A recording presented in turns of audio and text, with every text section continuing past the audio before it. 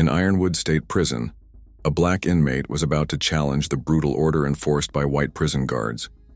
What started as a routine intake processing spiraled when Sergeant Byron Tate, a man who built his reputation on breaking men, took a special interest in the new arrival. Malik Carter wasn't just another number in the system. For a decade, he had fought against institutional corruption, earning a reputation as a community activist and a voice for the voiceless. But that same voice had made him dangerous to men like Tate, who had spent 15 years ensuring that men like Malik never left Ironwood the same. When Tate orchestrated a violent ambush, setting Malik up to be targeted by white supremacist inmates, he had no idea he was messing with a man who had spent his life outmaneuvering oppression. Malik didn't lash out blindly. He observed, he strategized, he built alliances in the shadows. And then, when the time was right, he struck back, not with fists, but with something far more dangerous, the truth. What began as one guard's unchecked abuse of power would become the biggest scandal in the state's prison system. Ironwood would never forget the day Sergeant Byron Tate went from untouchable to exposed. Before we jump back in, tell us where you're tuning in from, and if this story touches you, make sure you're subscribed because tomorrow I've saved something extra special for you. The bus rattled over cracked asphalt, its metal frame groaning with each pothole. Malik Carter kept his eyes fixed on the California desert landscape sliding past the window, trying to ignore the chains biting into his wrists and ankles. 25 years for a crime he didn't commit. The irony wasn't lost on him. After a decade fighting against a corrupt system, that same system had finally found a way to silence him. Ironwood State Prison rose from the desert like a concrete fortress, a sprawling complex of buildings surrounded by razor wire that glinted in the merciless sun. As the bus crawled through the first checkpoint, Malik felt a heaviness settle in his chest. This was real. This was happening. "Welcome to hell, boys," the transport officer announced, his voice carrying a twisted note of satisfaction. "Enjoy your stay." The processing center smelled of industrial disinfectant and sweat. Malik stood in line with the other new arrivals, all avoiding eye contact, all trying to project strength while masking fear. When his turn came, a heavy-set guard with thinning hair and dead eyes shoved a plastic bin toward him. "Strip everything off, now." Malik complied, folding his civilian clothes neatly, one last act of dignity before they were taken away. He stood naked under fluorescent lights, jaw clenched as guards performed a degrading cavity search, their latex-covered fingers rough and invasive. "Spread 'em wider, pretty boy," one guard sneered, digging his fingers in deeper than necessary. "Think you're special? Community activist, right? Heard about you." Malik kept his face neutral, even as his body tensed against the violation. He wouldn't give them the satisfaction of seeing him break. "Got something to say?" the guard taunted. "No, sir," Malik replied, his voice steady. From the shadowed corner of the room, Sergeant Byron Tate observed the intake procedure with practiced detachment. At 45, Tate had spent 15 years at Ironwood, rising through the ranks by understanding one simple truth. Control was everything. His cold blue eyes narrowed as they settled on Malik Carter. He'd read the file. Former Black Lives Matter, organizer, community college teacher, troublemaker. "That the Carter kid?" Officer Carl Hendricks appeared at Tate's side, his tone casual but his eyes watchful. "Yeah," Tate replied. "Got himself 25 for armed robbery." "Armed robbery?" Hendricks raised an eyebrow. "Doesn't seem his style." "Eyewitness put him at the scene, gun in hand." Tate's mouth curved into something that wasn't quite a smile. "System works. If you say so." Hendricks shrugged. "Where you putting him?" "D block." Hendricks' eyes widened slightly. "With Fisher's crew? That's asking for trouble." "Just maintaining balance," Tate replied smoothly. "Can't have the brothers getting too comfortable." Malik emerged from processing dressed in prison blues that hung loose on his lean frame. The uniform was already stamped with his inmate number, the system's way of erasing his name, his identity. He clutched a thin mattress, a small bag of toiletries, and a rule book as he was marched through a series of steel doors and barred gates. Officer Hendricks took over escort duty, leading Malik through corridors that echoed with distant shouts and the metallic clang of closing cell doors. "Word of advice," Hendricks said quietly, his voice barely audible. "Keep your head down. This place has rules that aren't in that book." "I appreciate the concern," Malik replied, matching Hendricks's low tone. "Not concern," Hendricks corrected quickly. "Just don't want paperwork if you get yourself killed." They entered D block, a two-tiered cell block with open barred cells lining both levels. The moment Malik stepped onto the floor, a hush fell over the common area. Dozens of eyes tracked his movement, assessing, categorizing, judging. "Fresh meat," someone called out, triggering a wave of catcalls and jeers. Hendricks led Malik to a cell on the ground floor. Inside, a muscular white man with tattooed arms and a shaved head looked up from a magazine, his expression darkening as he saw Malik. "This your new cellie, Fisher," Hendricks announced. "Play nice." Fisher's jaw tightened. "This some kind of joke? I ain't bunking with no—" "Take it up with Sergeant Tate," Hendricks cut him off, giving Malik a small push into the cell before sliding the door shut with a definitive clang. As Hendricks walked away, Fisher stood up, towering over Malik, by several inches. Nazi symbols and white power slogans decorated his arms and neck. "You're in the wrong cell, boy," Fisher growled. Malik set his mattress on the empty bunk. "Looks like we're both stuck with this arrangement." "Not for long," Fisher promised, stepping closer. "Either you're requesting a transfer, or you're leaving in a body bag." Malik turned to face him, fully something hardening in his eyes. "I'm not requesting anything." For a tense moment, they stood locked in a silent standoff. Then Fisher snorted. "Your funeral," he said, returning to his bunk. "Don't touch my stuff, don't talk to me, don't even breathe too loud." The rest of the day passed in a blur of orientation. The mess hall, where Malik instantly recognized the racial segregation in seating arrangements. The yard, where inmates clustered in tight groups defined by race and gang affiliation. The work assignments, where the best jobs clearly went to those with connections. By evening count, Malik had mapped the visible power structure. The prison was divided along razor-sharp racial lines. White inmates controlled the prison jobs and drug trade. Black inmates controlled gambling and smuggled phones. Latino inmates controlled the yard and protection rackets.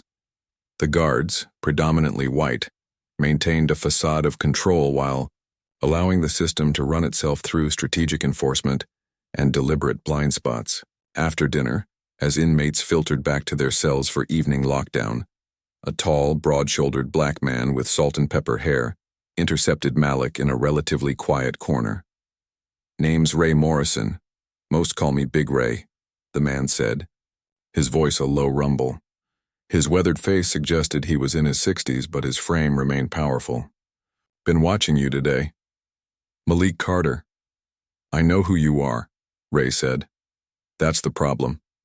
Everyone knows who you are." Malik raised an eyebrow. "And that's bad?" "Depends." Ray glanced around, ensuring no one was within earshot. "Tate put you with Fisher for a reason. He's setting you up." "Setting me up for what?" "A beatdown, a shanking, or worse." Ray's voice was matter-of-fact. "Tate runs this place, and he's got a special kind of hate for brothers who don't know their place." "I appreciate the warning," Malik said. "It's not just a warning." Ray's eyes were hard with experience. "There are ways to survive here, but you need to pick a side. I'm not interested in gang politics. This ain't about gangs. It's about survival." Ray leaned closer. "Tate's been here 15 years. Know how many black inmates died under mysterious circumstances during that time? 27. Know how many investigations led to charges? 0.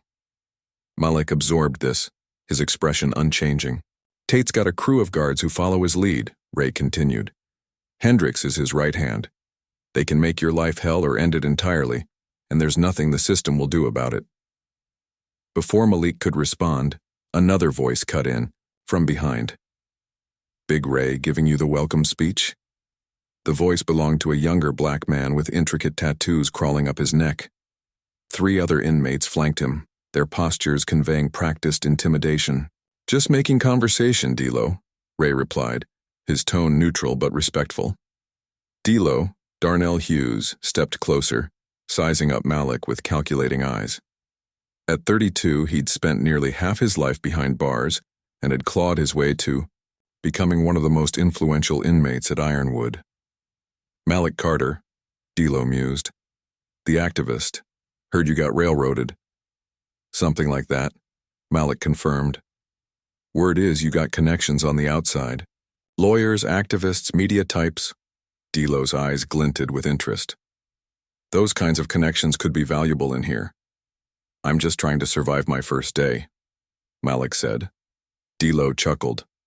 "Survival's the minimum, but smart men find ways to do more than survive." He nodded toward Fisher's cell. "Tate put you with the Aryan Brotherhood on purpose. First night's usually when accidents happen." "I can handle myself." "No doubt," D'Lo said, not believing it for a second. "But everyone needs backup in here." He gestured to his companions. "I can offer protection. All you need to do is make those outside connections work for us too." Malik met D'Lo's gaze directly. "I appreciate the offer, but I'm not looking to make deals right now." D'Lo's expression cooled. "Pride gets people killed in here, school teacher. When you change your mind, if you live that long, the price goes up." He stepped back, jerking, his head at his crew. As they walked away, D'Lo called over his shoulder, "Sweet dreams with your Nazi roommate." Ray shook his head. "You just made a dangerous choice." "Wasn't much of a choice," Malik replied. "I'm not becoming anyone's asset." "Admirable," Ray conceded. "Stupid, but admirable." The evening warning bell rang, signaling 10 minutes until final lockdown. "Listen," Ray said urgently. "Tate will be watching you. He breaks men for sport, especially men who think they're too good for the game. If you want to survive long enough to appeal your case, learn to bend without breaking." As inmates began moving toward their cells, Ray gave Malik a long, measuring look. "Remember, in here there are no heroes, only survivors." Final count came at 10 p.m., with Sergeant Tate himself walking the tier, taking his time as he passed Malik's cell. He paused, steel blue eyes meeting Malik's through the bars. "Carter," Tate said, his voice carrying a dangerous softness. "Getting comfortable?" "As much as possible, Sergeant," Malik replied evenly. "That's good." A thin smile spread across Tate's face. "We want all our guests to feel right at home." Fisher watched this exchange with narrowed eyes, noting the special attention. After Tate moved on, the lights dimmed to night mode. Malik lay on his thin mattress, staring at the ceiling, hyper-aware of Fisher's presence across the small cell. The sounds of the prison at night surrounded him.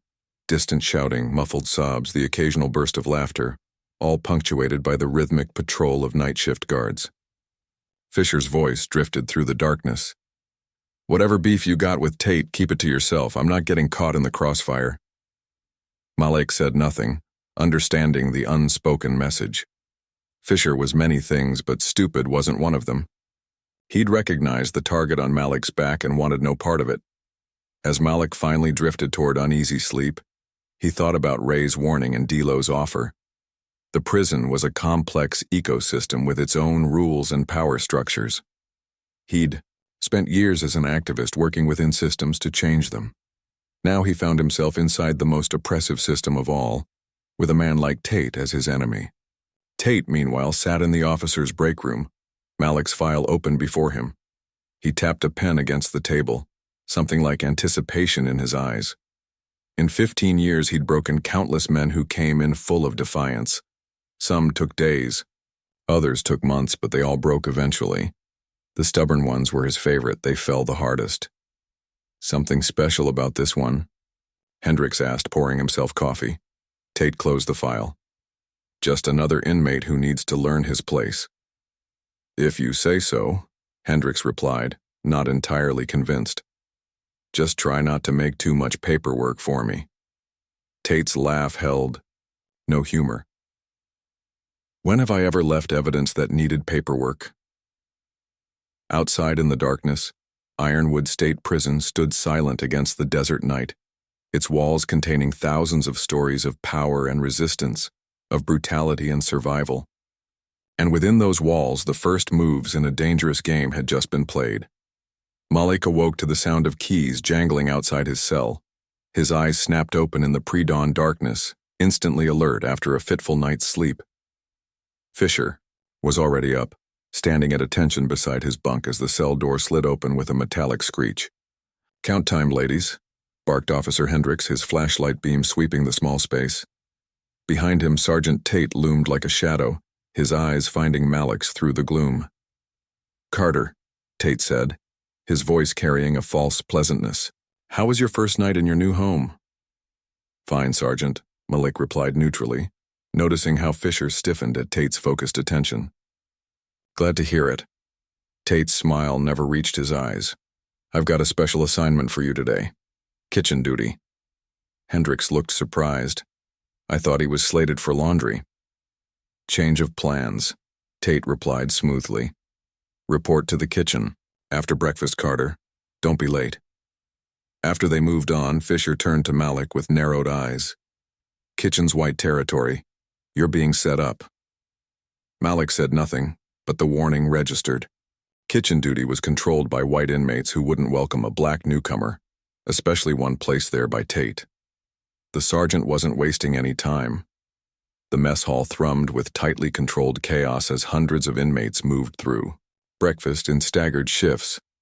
Malik sat alone at the end of a table populated by black inmates who gave him a wide berth, Delo's influence already at work.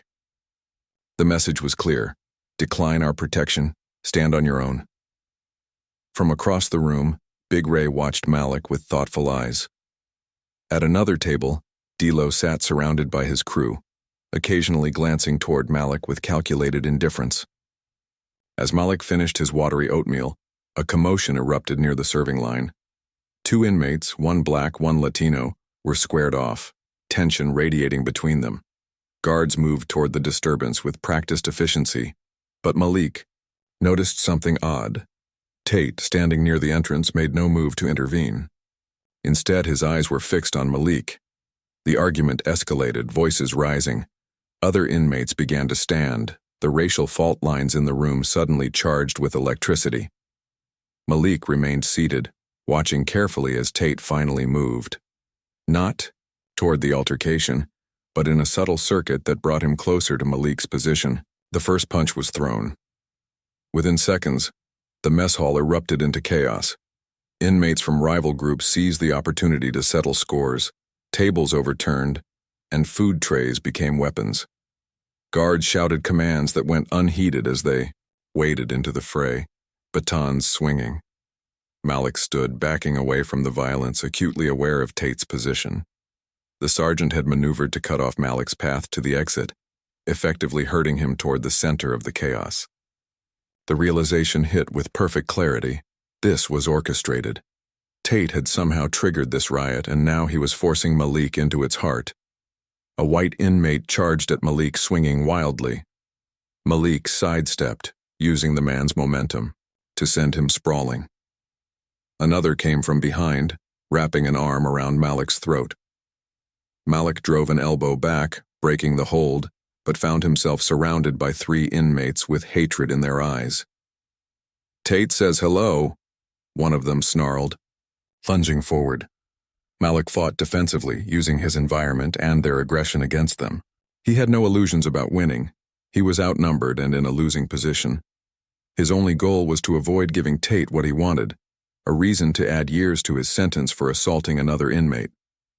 Through the chaos, Malik caught sight of Big Ray watching from the periphery, his expression grim but unsurprised. This was the game.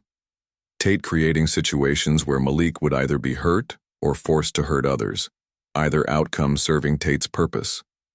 A piercing alarm cut through the din as more guards poured into the mess hall. Tear gas canisters popped, filling the air with burning fog. Inmates scattered, coughing and retching. In the confusion, Malik felt hands seize him from behind. Hendricks and another guard twisted his arms behind his back, slamming him face first onto a table. "Stop resisting," Hendricks shouted, loud enough for witnesses to hear, though Malik wasn't fighting back. "I'm not resisting," Malik managed through gritted teeth tasting blood where his lip had split against the table. Tate appeared through the tear gas, his face covered with a mask. "Carter," he said, voice distorted but satisfied. "Instigating a riot on your second day. I'm impressed." "I didn't start anything," Malik replied calmly despite the knee digging into his back. "Not what my officers saw." Tate nodded to the guards restraining Malik. "Take him to segregation. Administrative investigation pending." As they dragged Malik away, he caught a final glimpse of the mess hall. The actual instigators of the fight were being treated much less roughly, already seated and cuffed. D-Lo watched with calculating eyes as Malik was removed, while Big Ray shook his head slightly, a silent confirmation of what Malik already knew. The game had begun. The secure housing unit, segregation, the hole, solitary, was located in a separate wing of the prison. The cells were smaller with solid doors instead of bars. Each contained only a concrete bed slab, a stainless steel toilet sink combination, and bright lights that never fully dimmed. The guards stripped Malik to his underwear before shoving him into the cell, a suicide precaution that was really another form of humiliation and control. The door closed with a heavy thud, and immediately, Malik understood why segregation broke so many inmates.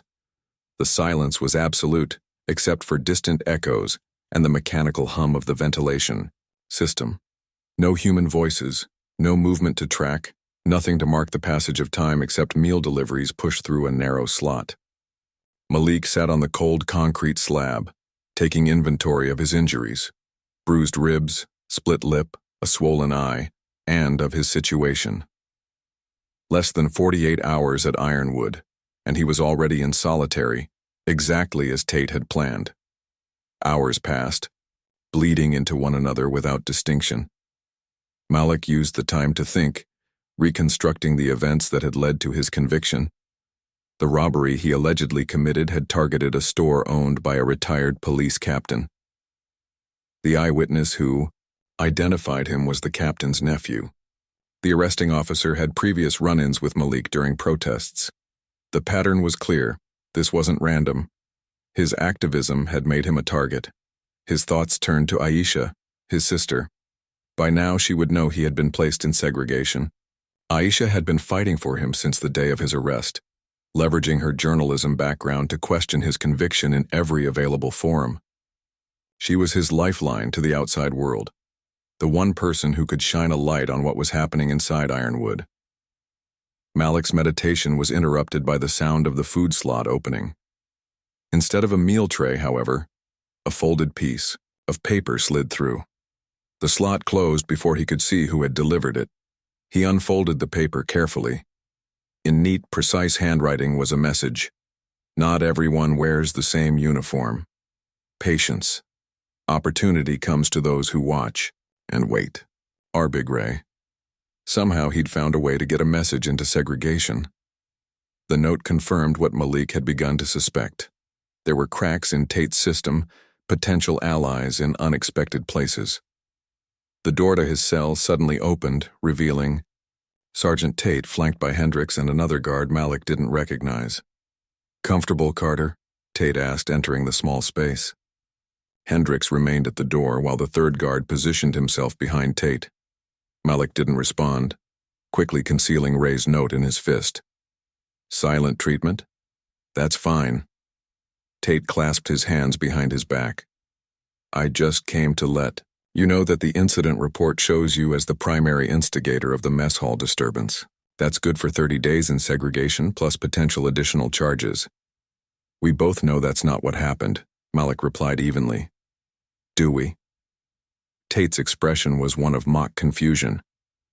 "Because I have statements from 3 inmates and 2 officers saying you threw the first punch.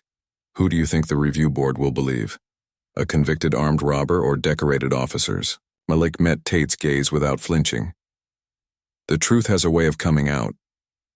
Tate laughed, a harsh sound in the confined space.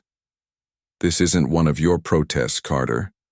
There are no cameras in here, no journalists, no social media. This is my house, and in my house the truth is whatever I say it is.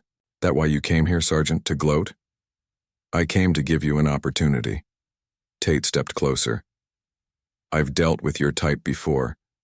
You think you're special, that the rules don't apply to you. You think your education and your outside connections make you better than the system. But I'm the system in here. What do you want? A simple acknowledgement of reality, your signed statement admitting you started the altercation, and an apology for wasting the institution's resources.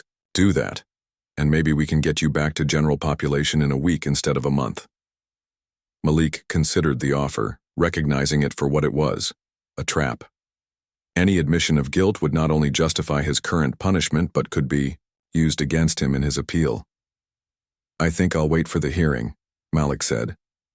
Something dangerous flashed in Tate's eyes. 30 days is a long time, Carter. Men start seeing things that aren't there, hearing voices. Sometimes they hurt themselves. The threat hung in the air between them. Is that all, Sergeant? Malik asked, his voice steady despite the chill that ran through him. Tate studied him for a moment longer, then turned to leave. At the door, he paused. You know, I pulled your file. Interesting reading. All that community organizing, those protests against police brutality. And now here you are, just another inmate with a number. Every system has flaws, Malik replied, including yours. Tate's smile was cold. We'll see how philosophical you feel after a few more weeks in here. After they left, Malik unclenched his fist, relieved to find Ray's note intact. He reread it, finding a strange comfort in the knowledge that he wasn't completely alone. Patience. Watching, waiting for opportunity. It was against Malik's nature. He'd always been a man of action, confronting injustice head-on. But he was beginning to understand that this battle required different tactics. Aisha Carter sat in her car outside the Ironwood State Prison visitor parking lot, gripping her steering wheel until her knuckles whitened. The prison's administrative assistant had just informed her that her scheduled visit with Malik had been canceled due to her brother's disciplinary housing status. What does that mean exactly? She had demanded. It means he's in administrative segregation pending investigation of a serious rule violation, the woman had replied, her tone suggesting this was routine. No visits allowed during this period. What violation? He's been there 2 days. I'm not at liberty to discuss specifics of ongoing investigations. You can try calling back in 30 days. Now, staring at the prison's imposing facade, Aisha felt a mixture of rage and fear. She had warned Malik this might happen, that the system that had wrongfully convicted him would continue finding ways to punish him, but she hadn't expected it to start so quickly. She pulled out her phone and dialed a familiar number. Marcus, Foster, answered a deep voice. It's Aisha. They've put Malik in solitary after just 2 days. A pause. That's faster than we anticipated. They're worried about him. Or they're trying to break him before we can make any progress on the appeal. Possibly both, Marcus replied. As the director of the California Justice Project, a legal advocacy group focused on wrongful convictions, he had seen this pattern before. What reason did they give? Some bullshit about instigating a disturbance. You know Malik. He wouldn't do that. No, but they'd create situations where he'd be forced to defend himself. Marcus sighed. This complicates things. We need eyes inside. I've been working on that, Aisha said. Remember Linda Chavez? She's the deputy warden now. The reformer? I thought she was at San Quentin. Transferred to Ironwood last year. We were in the same journalism program at Berkeley. She might be willing to look into this. Carefully, Aisha. If she's as reform-minded as you say, she's probably already under scrutiny. I know. Aisha started her car. But we need to move faster. I'm going to contact some of my old media colleagues. Too. Start asking questions about Ironwood's segregation practices. That could make things harder for Malik, Marcus cautioned. Or it could keep him alive, Aisha countered. You know what happens to men like my brother in places like that. I'm not sitting back and hoping for the best. After ending the call, Aisha pulled out her notebook, flipping to a page filled with names and connections. Her network of journalists, lawyers, and activists, built during her years as an investigative reporter, would now be leveraged for her brother's sake. If the prison system thought Malik was alone and unprotected, they were about to learn otherwise. Inside Ironwood's administrative wing, Deputy Warden Linda Chavez reviewed the incident report from the mess hall disturbance, her brow furrowed in concentration. The official account named Malik Carter as the instigator, but something about the report struck her as too neat, too convenient. A knock at her door interrupted her thoughts. Warden James Murdoch entered without waiting for a response, his tall frame filling the doorway. "Going over the Carter incident?" he asked, noting the file on her desk. "Yes, sir. Just reviewing the reports. Don't waste too much time on it. Tate's handling the investigation." Murdoch waved dismissively. "The guy's been a troublemaker from day one." "He's been here 2 days," Chavez pointed out, "and already started a riot. That tells you everything you need to know." Murdoch fixed her with a pointed look. "I know your background, Chavez. That reform talk works great for conference panels and grant applications, but this is the real world. We maintain order however necessary." "With all due respect, sir, proper procedure is whatever keeps these animals from killing each other and my officers." Murdoch's tone hardened. "Tate's methods might not be pretty, but they're effective. The last thing we need is outside attention because you're worried about one inmate's comfort." Chavez nodded stiffly, knowing better than to push further. "Of course, Warden." "Good." Murdoch turned to leave, then paused. "By the way, I heard Carter's sister is some kind of journalist. If she starts making noise, shut it down. The last thing we need is media poking around." After Murdoch left, Chavez sat back in her chair, the weight of her position pressing down on her. She had come to Ironwood to implement the reforms she'd studied and advocated for, but the reality had proven far more challenging. Between Murdoch's old-school leadership and Tate's unchecked power over the guards, she had found herself increasingly isolated, her authority undermined at every turn. She picked up the incident report again, reading between the lines. If her suspicions were correct, Malik Carter was being targeted specifically. The question was why, and what, if anything, she could do about it without jeopardizing her own already precarious position. Days bled into one another in segregation. Malik marked time by meal deliveries and the subtle shift in hallway activity between day and night shifts.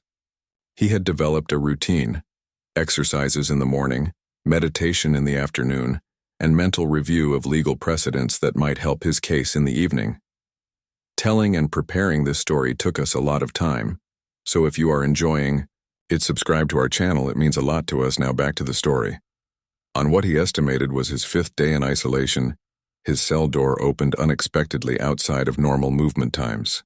Officer Hendricks stood in the doorway, his expression unreadable.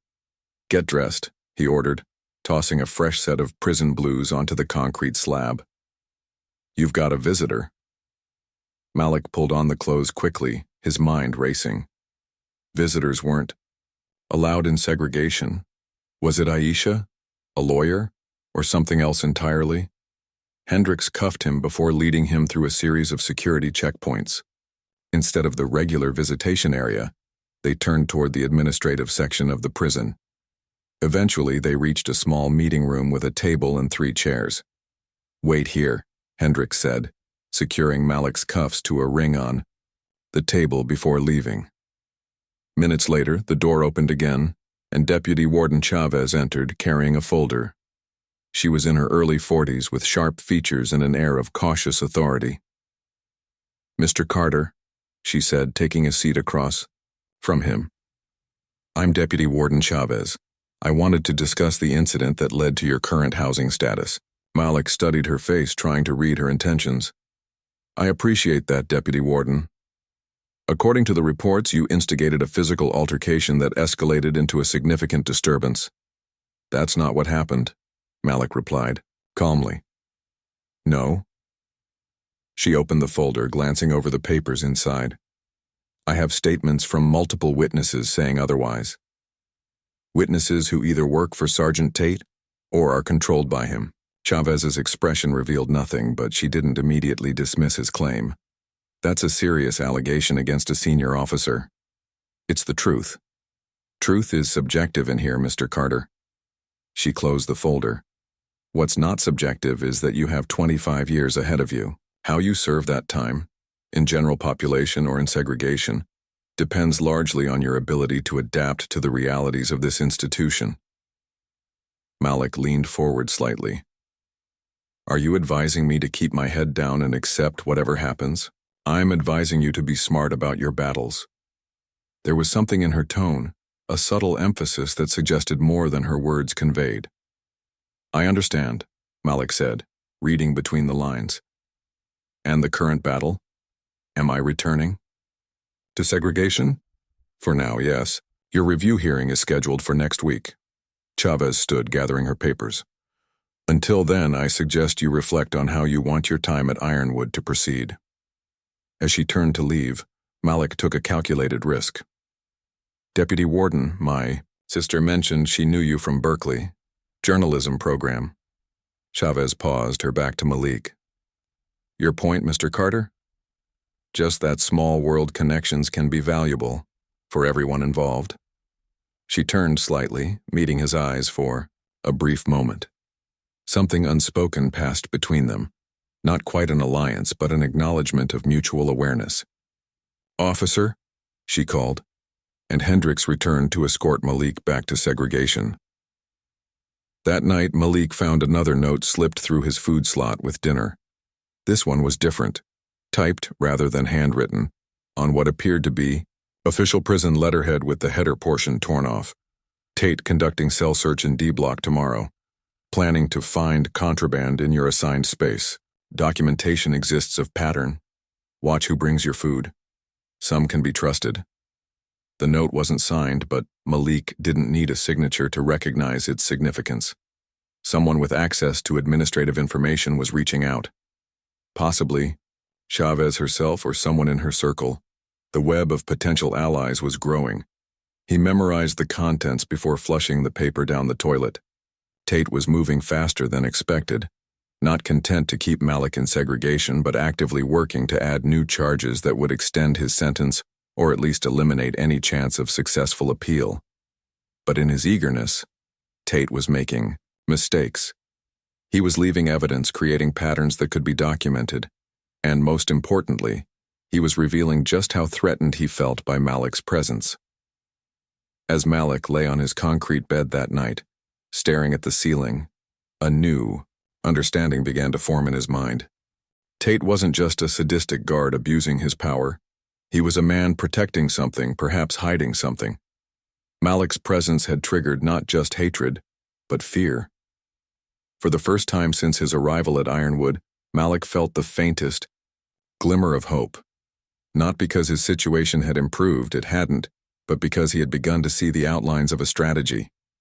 Tate wanted to break him through force and isolation. But in doing so, the sergeant was exposing vulnerabilities in his own position, creating openings that a patient, observant opponent could exploit. Malik closed his eyes, Ray's words echoing in his mind. Patience. Opportunity comes to those who watch and wait. The game was rigged, the deck stacked against him. But even in the most corrupt system, there were always cracks, and Malik was beginning to see exactly where to apply pressure. After 23 days in segregation, Malik was released back to general population. The bright lights and constant noise of D block hit him like a physical force after weeks of isolation. Inmates stared as guards escorted him to his cell, a different one this time, with a new cellmate named Torres, a middle-aged Latino man who barely acknowledged Malik's arrival. Settling back in? Officer Hendricks asked after removing Malik's cuffs. Trying to, Malik replied, noting the absence of Fisher, his previous cellmate. Your friend got transferred. Minimum security. Hendricks's voice lowered. Apparently he wasn't cut out for D-block after all. The implication was clear. Fisher had been rewarded for his role in Tate's schemes, while Torres was likely another plant. Malik simply nodded, storing the information away. In the yard that afternoon, Malik found a spot against the fence, away from the basketball courts and weight piles where most inmates congregated. He needed to reorient himself, to observe the prison dynamics after his absence. Within minutes, Big Ray approached, sitting beside him with a grunt. "Still alive," Ray observed. "That's something." "Thanks to your warning notes," Malik said quietly. Ray shook his head slightly. "Don't know what you're talking about." "My mistake," Malik conceded, respecting the need for deniability. "How's the landscape changed?" "Tate's been on edge, 3 guards transferred out. Word is they couldn't stomach his methods anymore." Ray's eyes scanned the yard. "D'Lo's been asking about you. Seems you've grown more interesting in your absence." "Because I survived?" "Because your sister's been making noise. Real noise." Ray nodded toward the administration building. Newspapers, advocacy groups, state representatives, all asking questions about Ironwood segregation practices. Malik felt a surge of pride. Aisha was fighting just as he'd known she would. "Warden's furious," Ray continued. "Ordered Tate to back off, at least where there might be witnesses, but not where there aren't any," Malik concluded. "Exactly. Watch your back in the showers, the kitchen, anywhere cameras don't reach." Ray stood, stretching casually, as if they'd just been discussing the weather. "D'Lo wants to talk, up to you if you listen." As Ray walked away, Malik considered his position. His time in segregation had clarified his thinking. Direct resistance was futile. The system was designed to crush it. But strategic alliances, carefully cultivated, could create leverage even from a position of apparent weakness. "Heard you held up in the hole," D'Lo said later that day in the mess hall, sliding onto the bench across from Malik. "No snitching, no breaking. I respect that." "Didn't have anything to snitch about," Malik replied. "Wasn't there long enough?" "To break." D'Lo laughed, genuinely amused. 3 weeks is plenty long for most, but you're not most, are you, Professor?" He leaned forward. "My offer still stands. Protection for connection." "Why's that still valuable to you?" "Because Tate's not done with you. Not by a long shot." D'Lo's expression turned serious. "And because your sister's causing headaches for the administration, that makes you leverage." Malik considered his response carefully. "I'm not looking to be anyone's weapon. Everyone's a weapon in here. Only question is who's holding you." D'Lo nodded toward a table where Tate stood watching them. "Right now, you're Tate's weapon against himself. His obsession with breaking you is creating opportunities. 4. Information flow, contraband, reshuffling of assignments." D'Lo shrugged. "Chaos creates opportunity for those smart enough to use it." Malik understood the unspoken offer. D'Lo wasn't just offering protection, he was suggesting a partnership of sorts. "What would you expect from me?" "For now? Just stay alive. Keep Tate focused on you rather than the rest of us." D'Lo stood. "And when the time comes, remember who had your back when others didn't." As D'Lo walked away, Malik noticed Deputy Warden Chavez observing their interaction from the officer's platform above the mess hall. Her face revealed nothing, but her presence wasn't coincidental. She was watching, assessing, perhaps waiting just as he was. In her office, Linda Chavez downloaded the latest email attachment from Malik Carter, her stomach tightening as she scanned the draft article Aisha intended to publish. The piece methodically documented patterns of abuse at Ironwood, focusing on the disproportionate use of solitary confinement against black inmates. While it didn't name Tate specifically, his shadow loomed in the statistics and anecdotes. Knock at her door made her quickly close the file. Warden Murdoch entered, his face flushed with anger. "Have you seen this?" He slapped a newspaper on her desk. The headline read, "Civil rights groups call for investigation into Ironwood State Prison." "I just received it," Chavez lied smoothly. "It's a disaster. The governor's office is asking questions. Sacramento wants reports." Murdoch paced the small office. How the hell did this journalist get internal segregation data? Perhaps someone filed a Freedom of Information request? Don't be naive, Chavez. This is a leak, pure and simple. Murdoch stopped, fixing her with a suspicious glare. You worked with her, didn't you? This Aisha Carter at Berkeley. We were in the same program, yes, but I haven't had contact with her in years. Make sure it stays that way. Murdoch jabbed a finger at the article.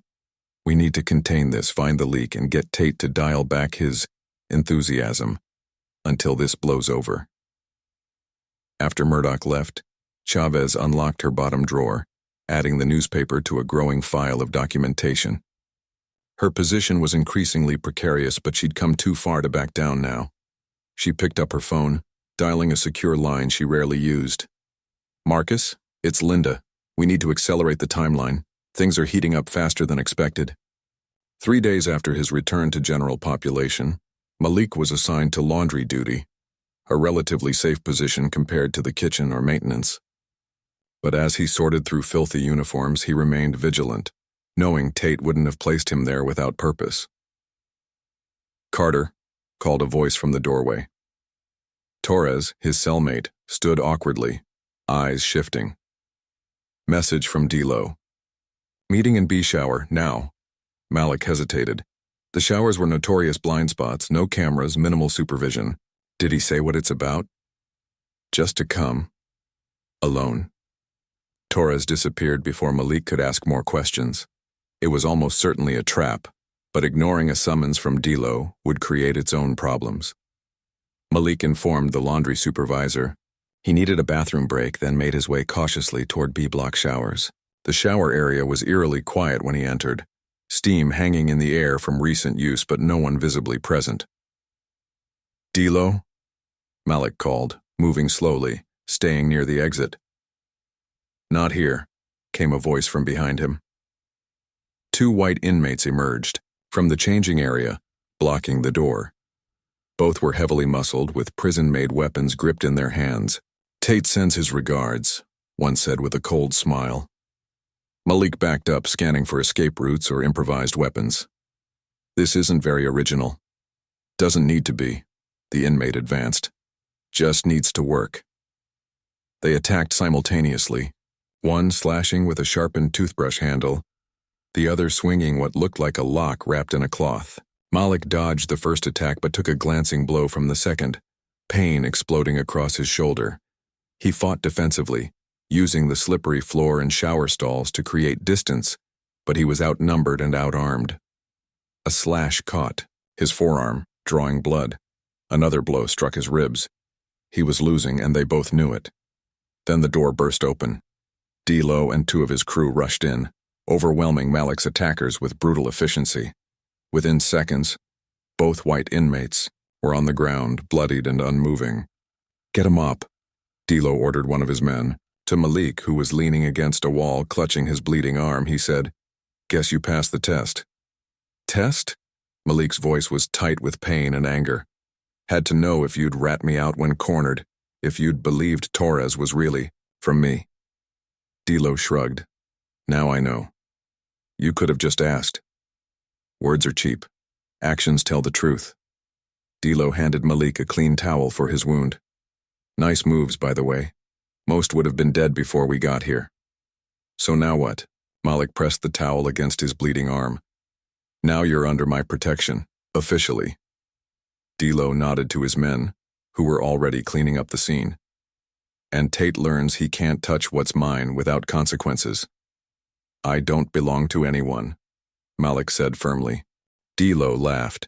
In here, everyone belongs to someone. Question is whether you choose your master or have one chosen for you. He held Malik's gaze. I'm offering you choice. That's rare currency in Ironwood. Before Malik could respond, one of D-Lo's men returned with alarming news. Guards coming. Regular patrol. Get him to medical, D-Lo ordered. Say he slipped in the shower. Rest of us were never here. As they rushed Malik toward the infirmary, creating a plausible cover story on the way, he realized his position had fundamentally changed.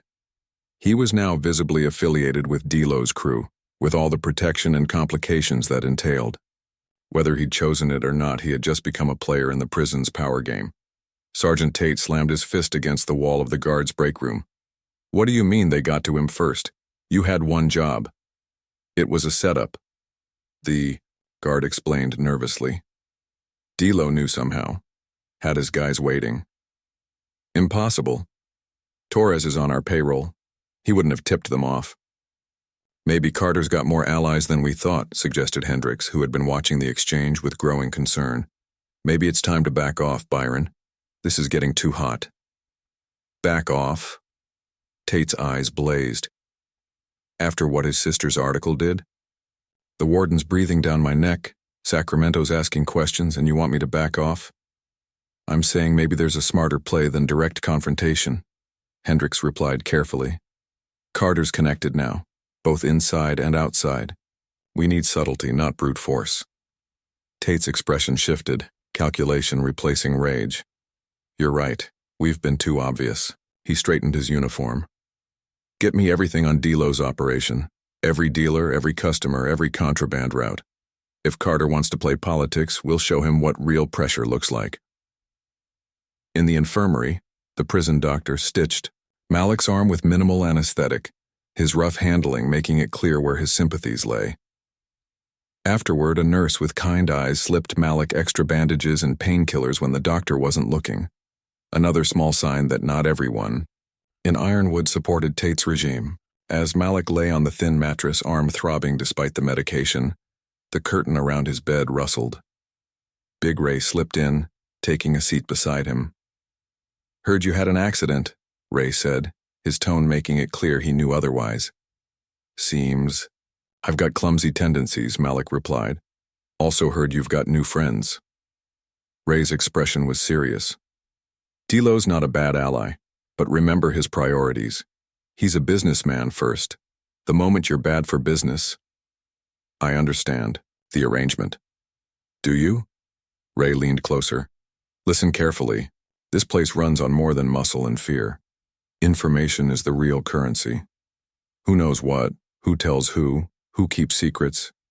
Tate didn't rise to power just by being brutal. He knows things about people, important people. Like Warden Murdoch? Ray nodded. Murdoch, certain state officials, even judges, there's a network. Tate's protected because he's useful to them. What kind of information? Financial, mostly. Ironwood's a goldmine if you know how to tap it. Supply contracts, overtime fraud, kickbacks from private vendors. Ray glanced toward the door, ensuring they weren't overheard. Tate keeps records, insurance, in case anyone turns on him. Find those records. And we find his weakness, Malik finished. Exactly, but you won't find them by getting yourself killed in shower ambushes. Ray stood. Play smarter, not harder. And remember, in here, patience isn't just a virtue, it's survival. After Ray left, Malik closed his eyes, mentally mapping the connections and power flows Ray had described. Tate wasn't just a rogue officer. He was a node in a corrupt network that extended beyond Ironwood's walls. Which meant his targeting of Malik wasn't merely sadistic pleasure, it was protective instinct. Somehow, Malik represented a threat to that network. As he drifted into uneasy sleep, Malik's thoughts turned to Aisha. Her article had clearly struck a nerve, creating precisely the external pressure he needed. Now he needed to build internal pressure. Allies, information, leverage. The path forward was becoming clearer, dangerous but navigable. Outside the prison walls, storm clouds gathered on the horizon, mirroring the tensions building within. Change was coming to Ironwood, whether Tate and his allies were prepared for it or not. The prison library was empty except for Malik and 2 other inmates cataloging new donations. After 3 weeks of keeping his head down, Malik had secured this coveted assignment, a quiet space with access to information and minimal supervision. As he shelved a worn copy of The Count of Monte Cristo, he smiled at the irony. A story about a wrongfully imprisoned man who orchestrated elaborate revenge from within the system. Enjoying the irony? The voice belonged to a tall white inmate named Wallace, a former accountant serving time for embezzlement. Unlike most white inmates, Wallace maintained a careful neutrality in the prison's racial politics, making him useful for cross-group communication. Just appreciating the classics, Malik replied. Wallace lowered his voice. Got something for you. From your sister? He slipped a folded news clipping between the pages of a book and handed it to Malik. Came through legal mail. Officially, redacted, but I work in the mailroom on Thursdays. Malik nodded his thanks, tucking the book under his arm to read later. Wallace's assistance was another small victory in his patient campaign to build a network of allies. Since aligning with Delo's crew, he'd gained limited protection, but more importantly, he'd gained access to information, to communication channels, to the invisible infrastructure that governed Ironwood beyond the guard's official control. Back in his cell during afternoon count, Malik carefully extracted the news clipping. It was from the Sacramento Bee, featuring Aisha prominently. The headline read, State Oversight Committee to Review Solitary Confinement Practices at Ironwood. The article detailed how Aisha's investigative series had prompted a formal review, with inspectors scheduled to visit the prison in 2 weeks. A handwritten note in the margin read, They're coming May 15th, be ready, stay safe. Malik felt a surge of hope mixed with anxiety. External pressure was mounting exactly as he'd hoped. But Tate wouldn't sit idle while his empire was threatened. The coming weeks would be the most dangerous yet. This is a disaster. Warden Murdoch paced his office, waving the same newspaper article. State inspectors crawling through my prison, questioning my officers, riling up the inmates. Sergeant Tate sat stiffly in a chair, his face impassive. Deputy Warden Chavez stood by the window, carefully hiding her satisfaction. We need to clean house before they arrive, Murdoch continued. Any inmates in segregation without rock-solid documentation, get them out. Any officers with excessive force complaints, reassign them temporarily. And for God's sake, get Carter under control. Sir? Tate straightened. Don't play dumb with me, Tate. I know you've had a hard-on for breaking this guy since he arrived. Murdoch stabbed a finger at Tate. His sister is driving this entire circus. If anything happens to him between now and that inspection, we're all finished. With respect, Warden, Carter's been manipulating the system, aligning with Delo's crew, spreading rumors about administrative corruption. I don't care if he's planning a damn revolution. Murdoch slammed his hand on the desk. Nothing happens to him until after this inspection, understood? Nothing that can be traced back to us. Tate's jaw tightened. Understood, sir. After Tate left, Murdoch turned to Chavez. Keep an eye on him. Tate's a useful attack dog, but he's becoming a liability. Yes, sir, Chavez replied, making a mental note to warn Malik. Tate wouldn't obey orders to stand down. He'd simply become more creative in his methods. That evening in the yard, Malik waited for Big Ray at their usual spot by the fence. Instead, one of Delo's younger crew members approached. Ray's not coming, the young man said. Asked me to tell you to watch your back. Tate's been meeting with Fisher and his crew. Fisher, Malik's former cellmate who had supposedly transferred to minimum security. He's back. Never left. Just moved to administrative segregation as a protected informant. Now he's out and they're planning something. The young man glanced nervously toward the guard tower. Delo says don't go anywhere alone, not even the bathroom. As if summoned by his name, Delo appeared, casually joining them. Problem's getting worse, he said without preamble. Tate's desperate. Word is the warden chewed him out over the inspection. He'll make a move before then, Malik concluded. Count on it. Delo studied Malik with calculating eyes. You've become quite the celebrity. In here, guys who wouldn't give you the time of day now asking how they can help. Guards, too. Guards? This was news to Malik. 2 reached out yesterday. Said they're tired of Tate's methods, willing to look the other way at the right moments. Delo smiled without humor. Everyone loves a winning horse. I'm hardly winning, Malik said. You're still standing. Against Tate, that's winning. Delo nodded toward the administration building. Even got the deputy warden in your corner from what I hear. Malik kept his expression neutral, neither confirming nor denying Chavez's involvement. Any idea what Fisher and Tate are planning? Nothing specific, but whatever it is, it'll happen soon. The attack came at night, 3 days later. Malik was returning from the showers, flanked by 2 of Delo's men as had become standard procedure. As they rounded the corner toward D Block, the lights in the corridor suddenly went out. In the momentary confusion, someone triggered the fire alarm, sending guards rushing toward the main control panel. "Ambush!" one of Malik's escorts hissed, just before something heavy struck him from behind. Malik felt hands grab him from the darkness, powerful arms dragging him backward into a storage closet.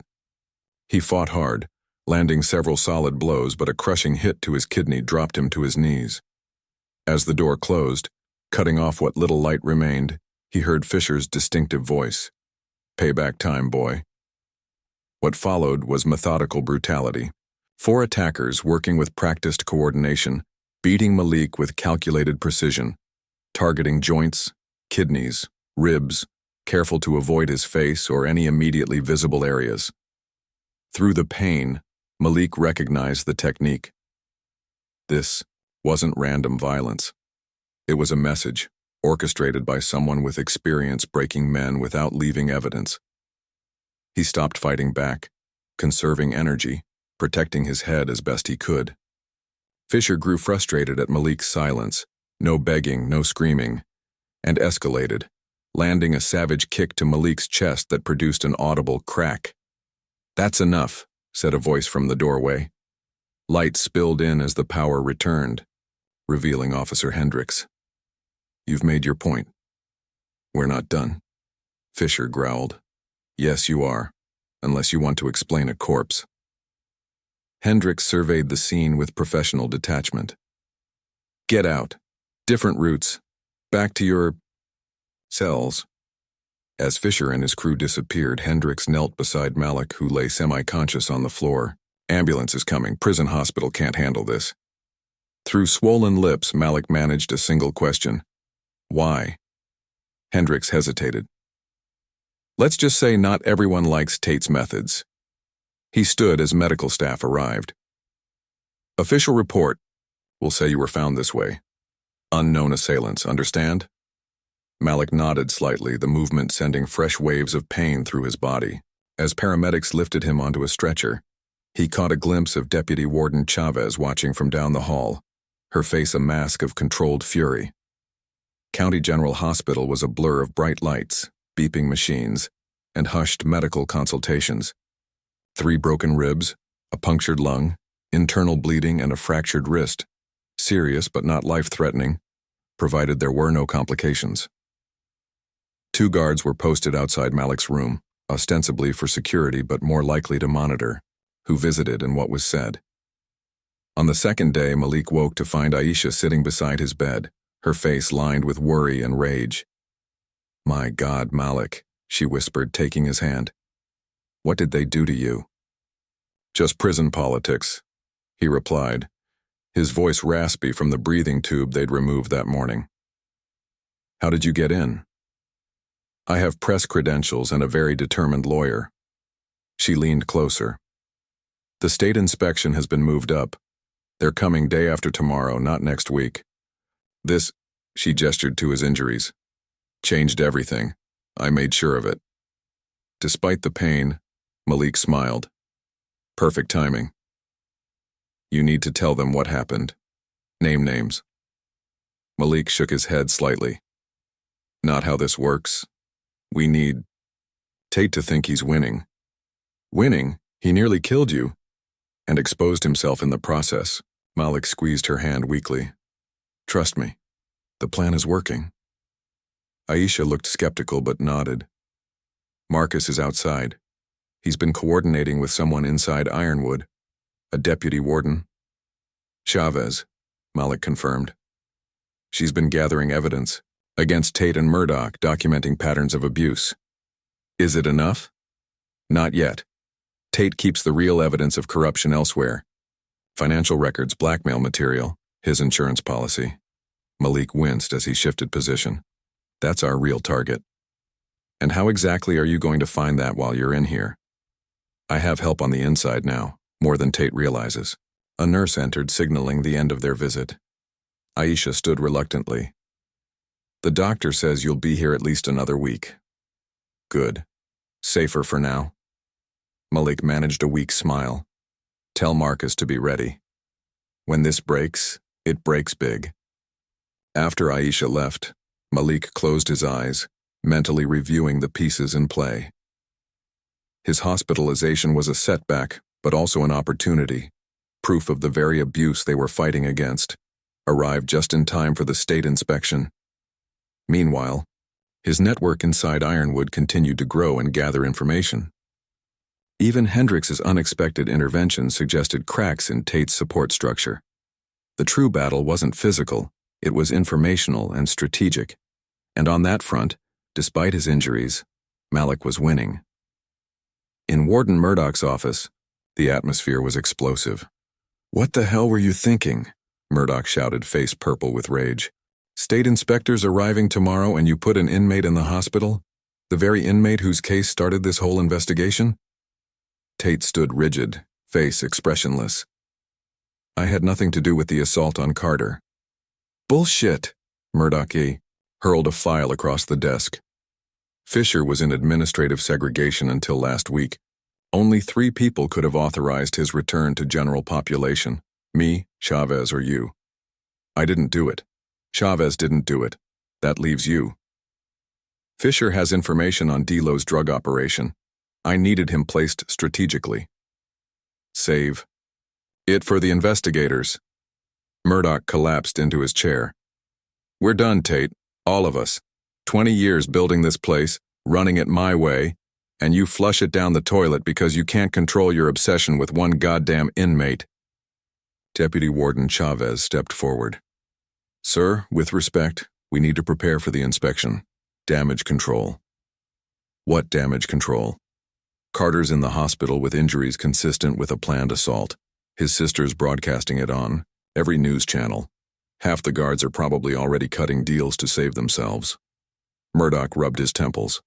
"Get out, both of you. And Tate, stay away from the inspectors. That's an order." In the hallway outside, Tate grabbed Chavez's, "You set me up." She pulled away coldly. "You set yourself up, Sergeant. Your methods were always going to catch up with you eventually." "You have no idea what you're messing with," Tate hissed. "This goes beyond Ironwood, beyond California even. People who won't tolerate exposure." "Is that a threat?" "A reality check.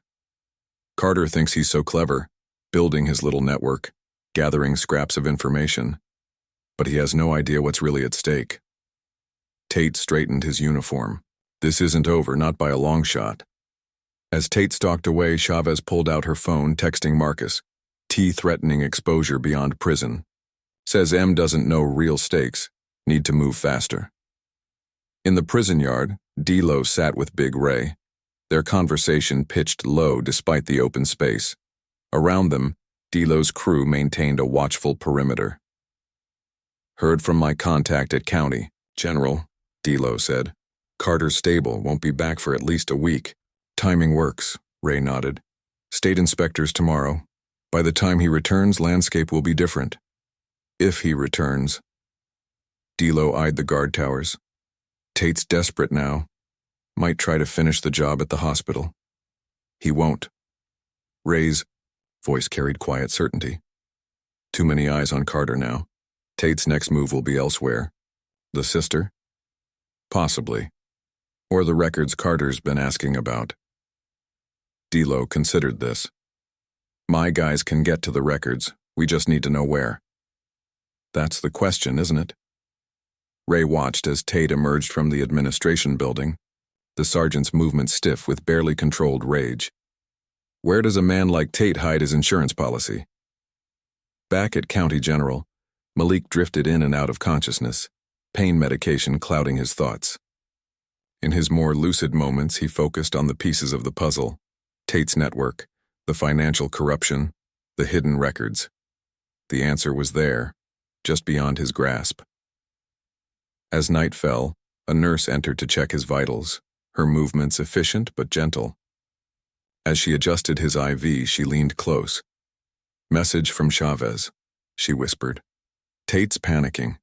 Said something about what's really at stake, going beyond Ironwood. Be careful.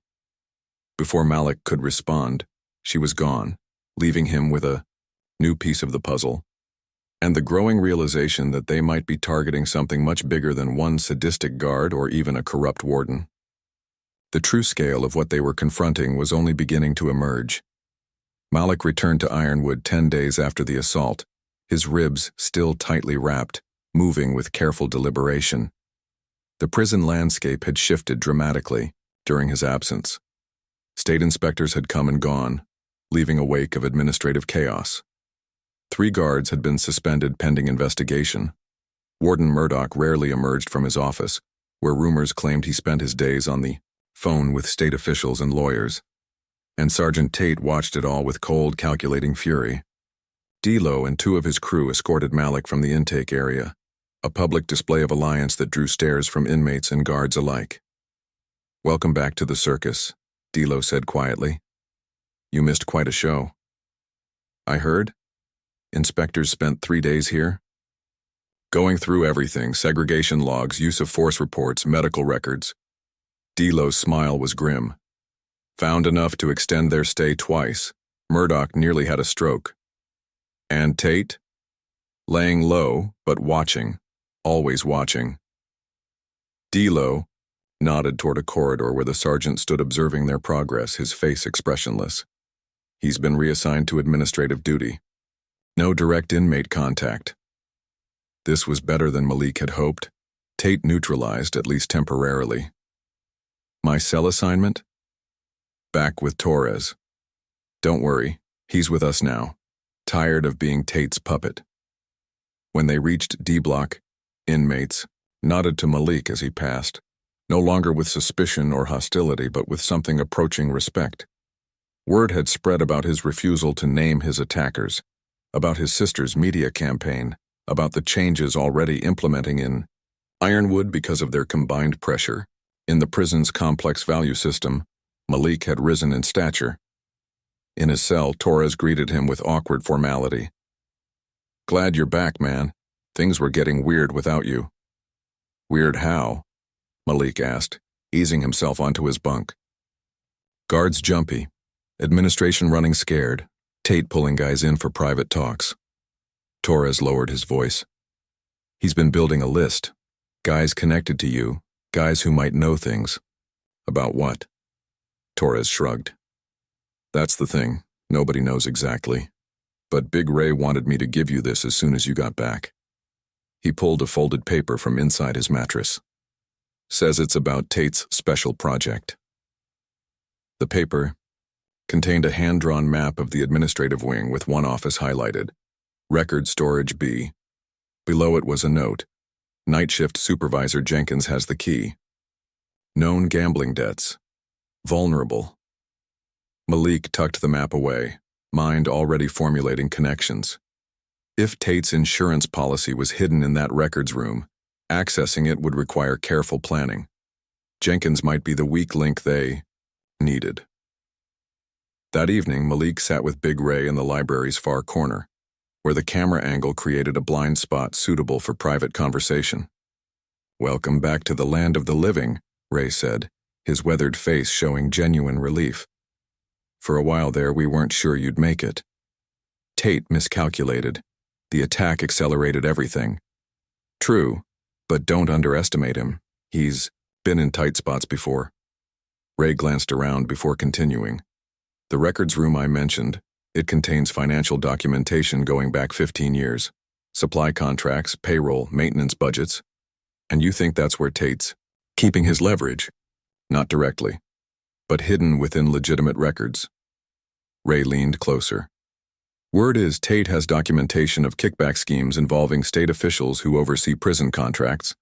Companies pay premium rates for prison services, then funnel portions back to decision-makers." "Including Murdoch?" "Murdoch, state contractors, maybe even judges." Ray's expression was grave. "This goes beyond abuse of inmates, Malik. We're talking millions of dollars over many years." "Which explains why Tate's so protected," Malik concluded, He's not just a sadistic guard. He's the keeper of secrets that could bring down powerful people. Exactly. And why he's dangerous even while sidelined. Malik considered the implications. Jenkins, the night supervisor with gambling debts. How approachable is he? Desperate enough to be useful, smart enough to be careful. Ray studied Malik's face. What are you planning? Nothing yet. Just gathering pieces.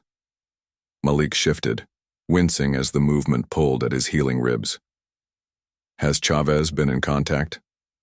Not directly, but she's been systematically reassigning Tate's closest allies to different shifts, different blocks, isolating him. A strategic move that aligned perfectly with what Malik needed. And D'Lo? Fully committed now. Your hospitalization convinced him you're worth the investment. Investment. Malik repeated the word with a slight smile. That's one way to put it. In here everything's transactional, Ray reminded him.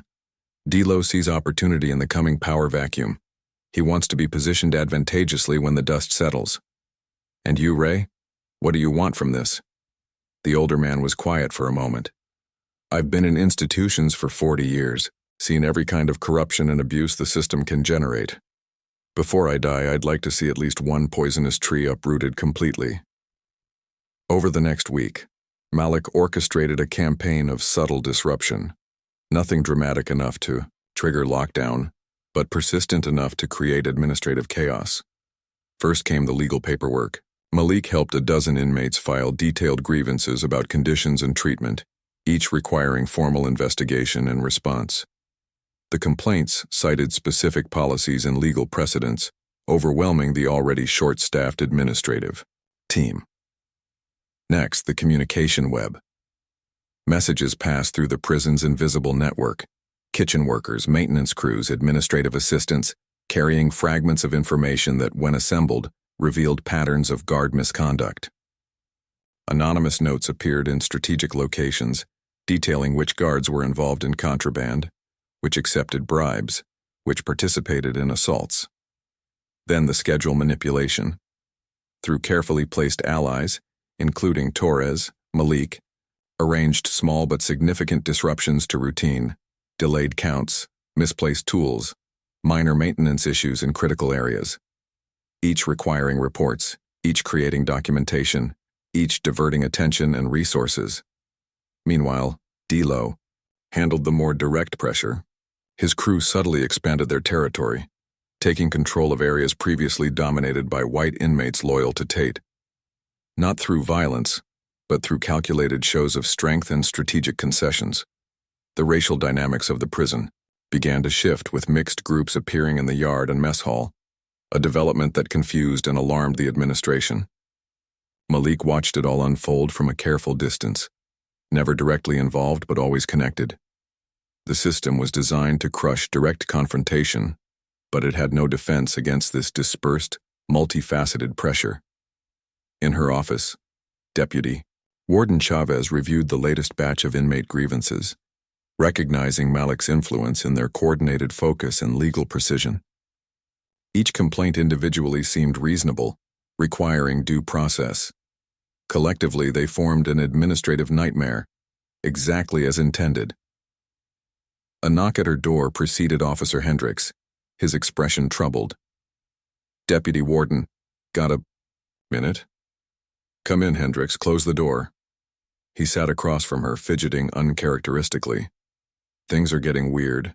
Tate's been making calls from the private line in Murdoch's office after hours, calling state officials, judges, people with connections.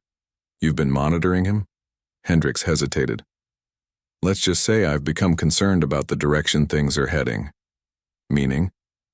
Meaning Tate's talking about permanent solutions to the Carter problem. Not in those exact words, but the implication was clear. Chavez felt a chill. He's planning another attack? Worse, he mentioned Carter's sister specifically. Hendricks leaned forward.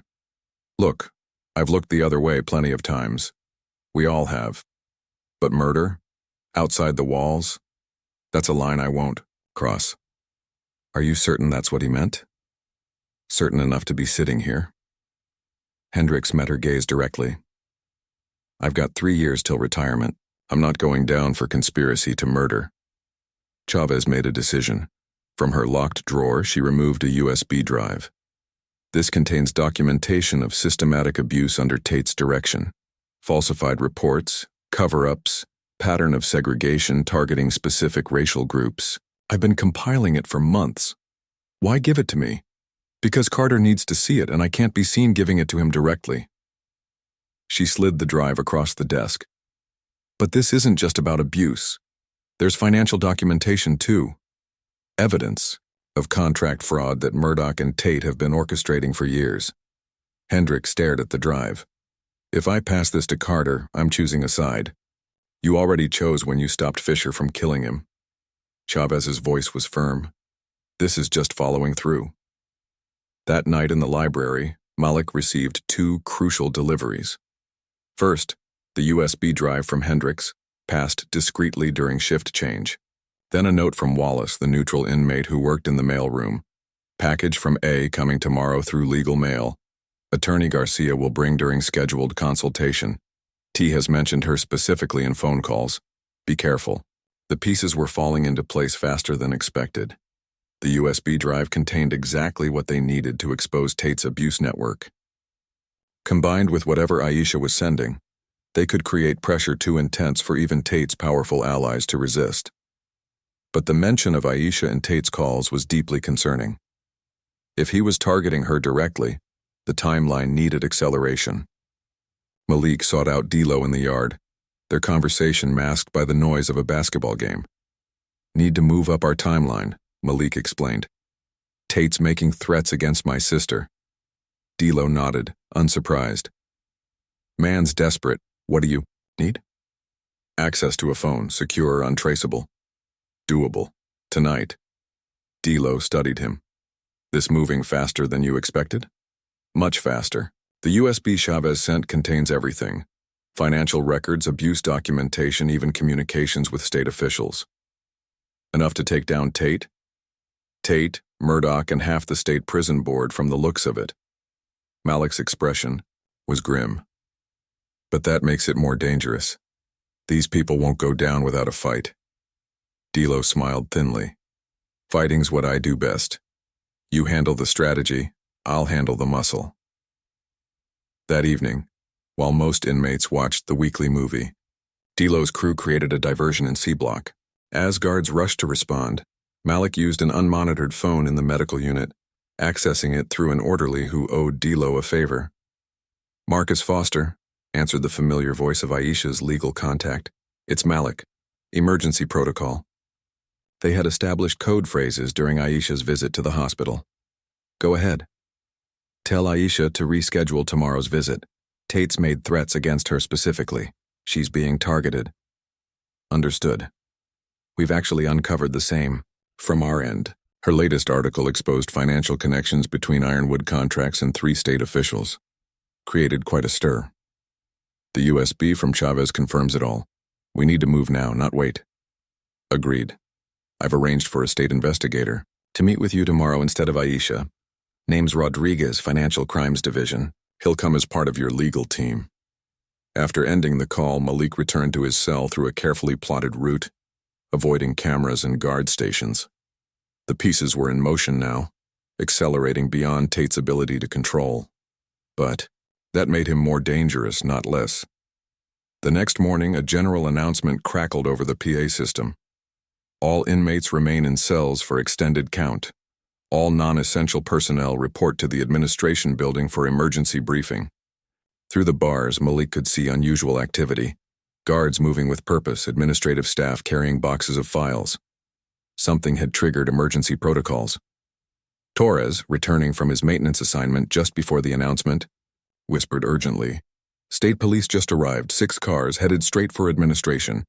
Before Malik could respond, the cell block door opened, admitting Sergeant Tate and 2 officers Malik recognized as his most loyal supporters. They moved directly to Malik's cell, Tate's face tight with barely controlled rage. Carter, he said, voice dangerously soft, special visit warden's office.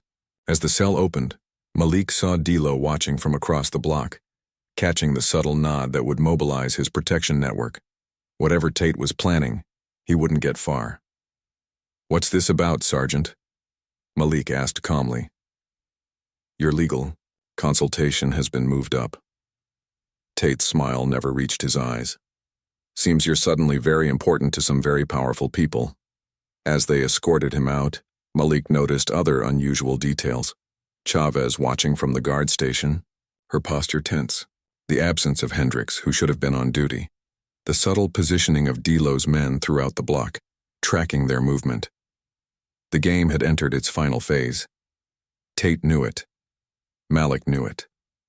The only question was what desperate move the sergeant would make before his inevitable fall. Outside the warden's office, Tate dismissed the other guards. "I'll take him in personally." As they left, he leaned close to Malik. "You think you've won, don't you? Your sister publishing her accusations, your friends in the State Department asking questions, your little network inside my prison." "Not my prison, Sergeant, never was." Something dangerous flashed in Tate's eyes. "You have no idea what you've done. The people involved in this won't just roll over because of some documents and news articles. They'll destroy you, your sister, everyone connected to you. Those threats might work on someone who fears you, Tate. I stopped fearing you weeks ago." Tate's hand moved to his belt, where a collapsible baton was holstered. "One last chance, Carter. Tell your lawyer you were mistaken. Your sister retracts her article. This all goes away. We both know it's too late for that." Tate's grip tightened on the baton, but before he could draw it, the warden's door opened. Chavez stood there, accompanied by two men in suits. One clearly the state investigator Marcus had mentioned. "Sergeant Tate," Chavez said formally. "Mr. Carter's legal consultation is ready. You're not authorized to attend." "I have orders from Warden Murdoch." "Warden Murdoch is currently being interviewed by the state police," Chavez interrupted. "I'm the acting administrator until further notice." For a moment, Tate looked like he might physically resist. Then, with visible effort, he regained control. "Of course, Deputy Warden, I'll wait outside." "That won't be necessary." One of the suited men stepped forward, showing a badge. "Sergeant Byron Tate. I'm Special Agent Rodriguez with the State Bureau of Investigation. I'll need you to accompany me to answer some questions regarding financial irregularities at this facility." As Tate was led away, his eyes locked with Malik's one final time. A look of pure hatred mingled with something else. Something almost like respect. Inside the warden's office, Chavez closed the door and exhaled heavily. "It's happening. State police are seizing records, interviewing staff. Murdoch's already lawyered up, trying to cut a deal." The remaining suited man extended his hand to Malik. "Jason Turner, Oversight Committee. Your sister's evidence, combined with Deputy Warden Chavez's documentation, has initiated the largest corruption investigation in the state prison system's history." Malik shook his hand, the reality of what they'd accomplished beginning to sink in. "How widespread is it?" 3 wardens, 12 senior officers, 4 state officials so far, and we're just getting started. Turner looked genuinely impressed. "You've done something remarkable here, Mr. Carter, something that could change the entire system." As they began reviewing the evidence and formal statements, Malik felt an unfamiliar sensation, a lightness, a sense of vindication that had been absent since his wrongful conviction.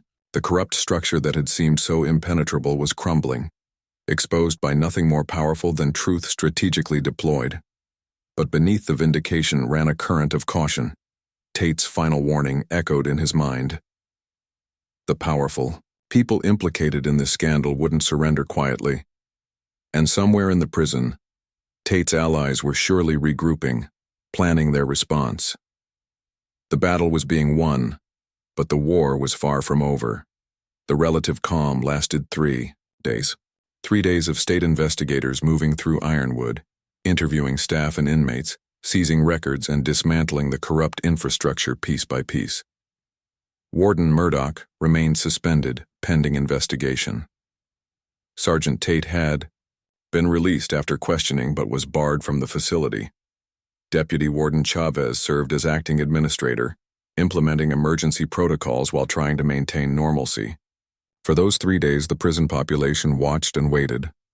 Old power structures crumbled, creating a vacuum that various factions eyed with calculation.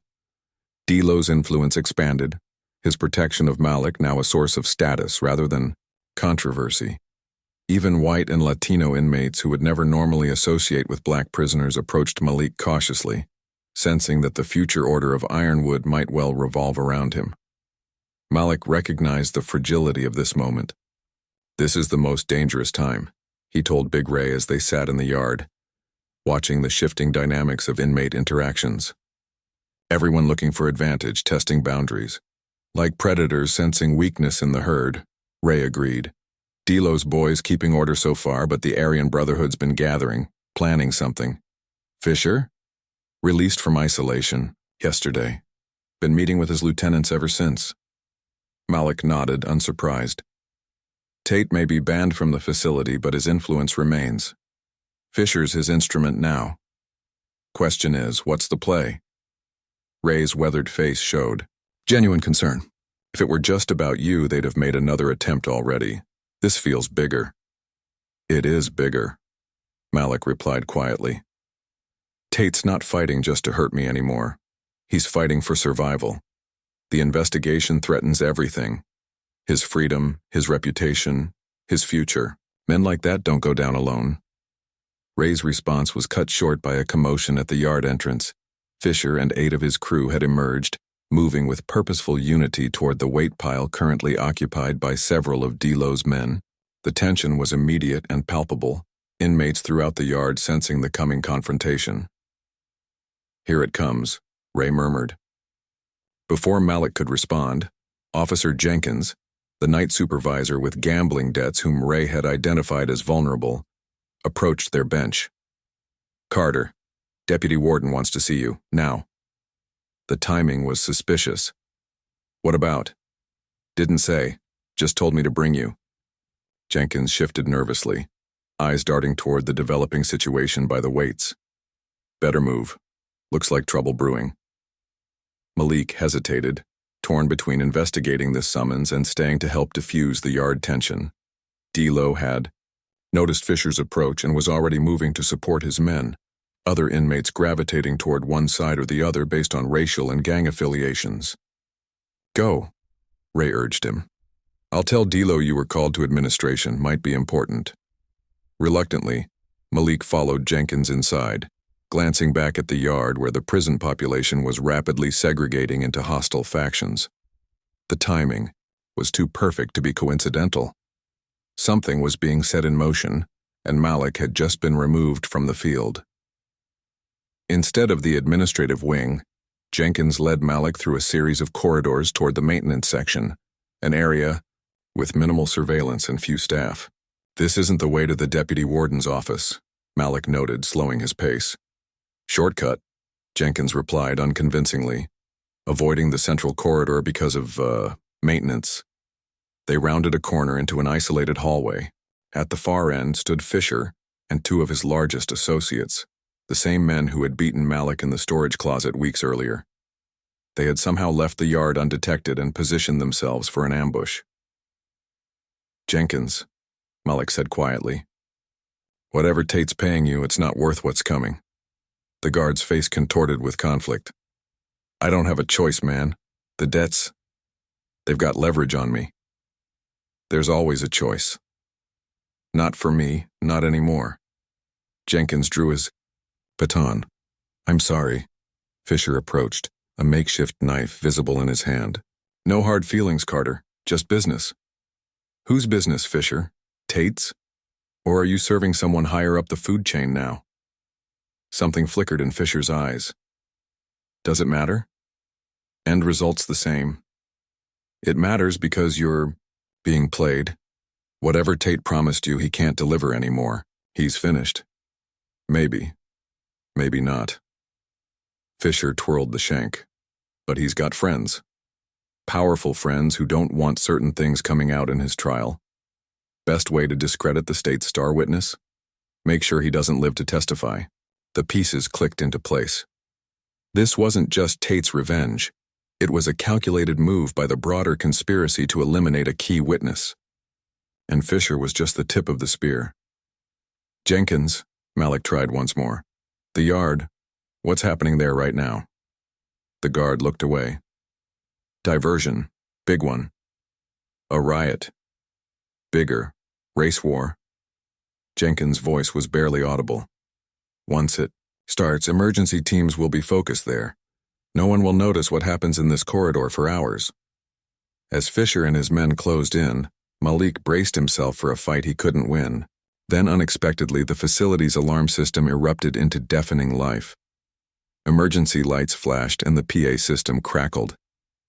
"All available personnel to the yard. Repeat, all available personnel to the yard. Code black." Jenkins paled. "Code black? That's full-scale riot with weapons. What the hell?" Fisher's radio squawked with frantic voices. He grabbed it, listening intently before cursing. "It wasn't supposed to happen yet. We're not in position." Whatever coordinated plan had been developed was unraveling. The riot had started prematurely, before Fisher could eliminate Malik.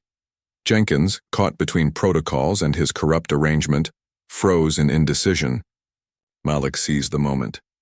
"Jenkins, think. Right now you're part of a conspiracy to murder, but if you help me stop this before it gets worse, there's a way out for you." The distant sound of shouting and breaking glass filtered through the corridors. Fisher was still distracted, arguing with someone over the radio.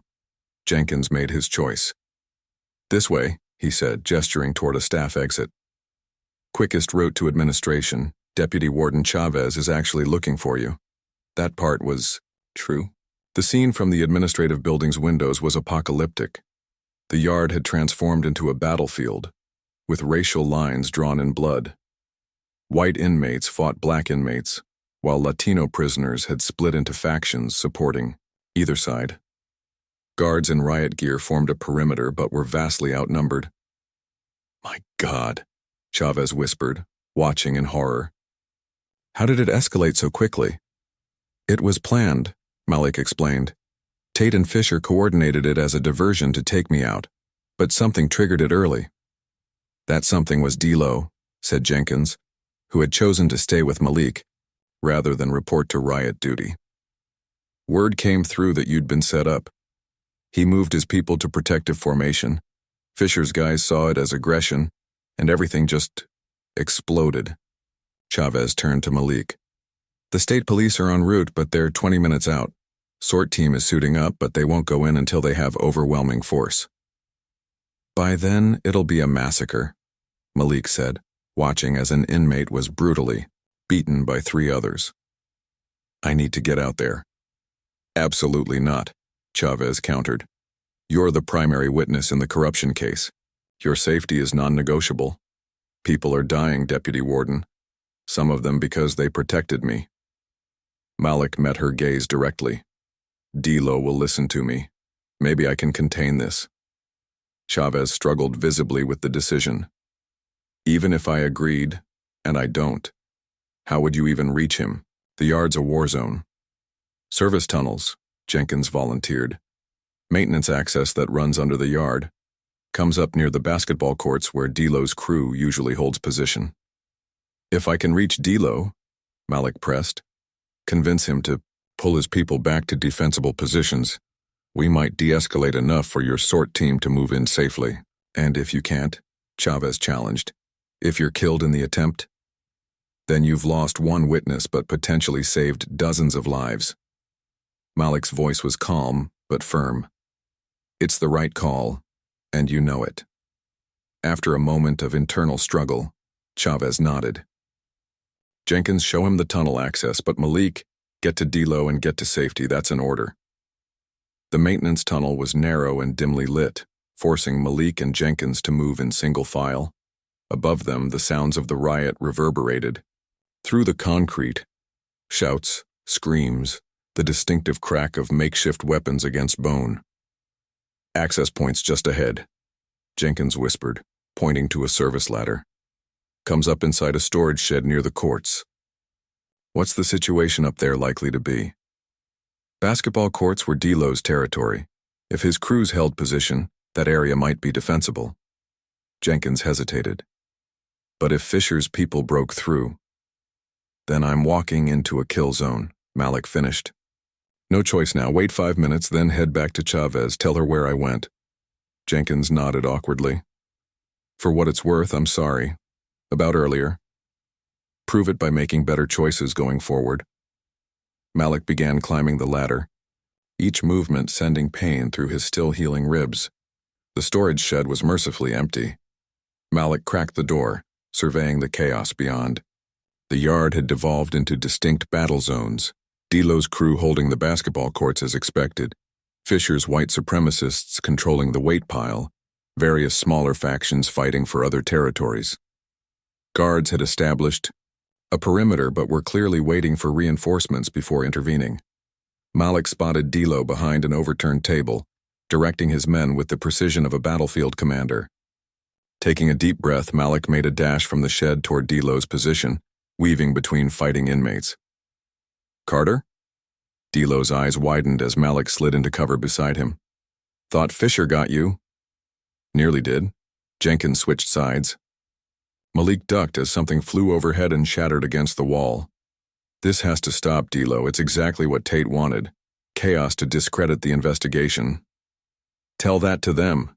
D'Lo nodded toward Fisher's crew, who were systematically working to outflank their position. This wasn't my call. When you disappeared, Big Ray figured it was a setup. We moved to defensive positions, and Fisher's boys took it as the signal to start their play. Where's Ray? D'Lo's expression darkened. Medical. Took a shiv protecting. Our flank. Might not make it. The news hit Malik like a physical blow. Ray had been his mentor, his guide through Ironwood's complexities. Listen, state police are minutes away. Sort teams ready to move in. If we don't de-escalate now, they'll use maximum force. Tell Fisher that, D'Lo said. My guys are just defending territory at this point. An explosion of violence erupted at the far end of the yard. Murdoch had emerged with a contingent of heavily armed guards, moving aggressively against inmates regardless of affiliation. What the hell? D'Lo stared in disbelief. Thought Murdoch was suspended. He is, Malik confirmed, equally shocked. He has no authority to order that kind of intervention. They watched as Murdoch's guards employed extreme force, using batons, pepper spray, and rubber bullets indiscriminately. Inmates fell before them, some clearly no longer resisting. This is his play, Malik realized. Create enough chaos that his brutal response seems justified. Reassert control, position himself as the necessary strongman. At the cost of how many lives? D'Lo's voice carried genuine outrage. As many as it takes, Malik answered grimly. But we can still contain this. Pull your people back to Block D defensible position, single approach. Retreat, while Fisher's crew claims victory? It's not about winning the yard, D'Lo. It's about surviving to fight the real battle, the one against the system that created this situation. D'Lo studied him, something shifting in his expression. You really believe that the system can change? I believe we've already changed it. The investigation, the exposure of corruption, it's happening. But not if we play into their hands with this bloodshed. After a moment, D'Lo nodded. Block D it is. He signaled to his lieutenants, communicating the strategic withdrawal. But, Carter, this isn't over. Not by a long shot. I know.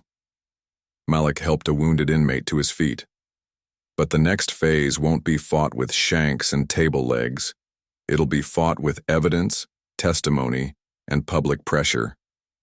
As they began, their tactical retreat, covering each other's movements with practiced precision, Fisher noticed their strategy.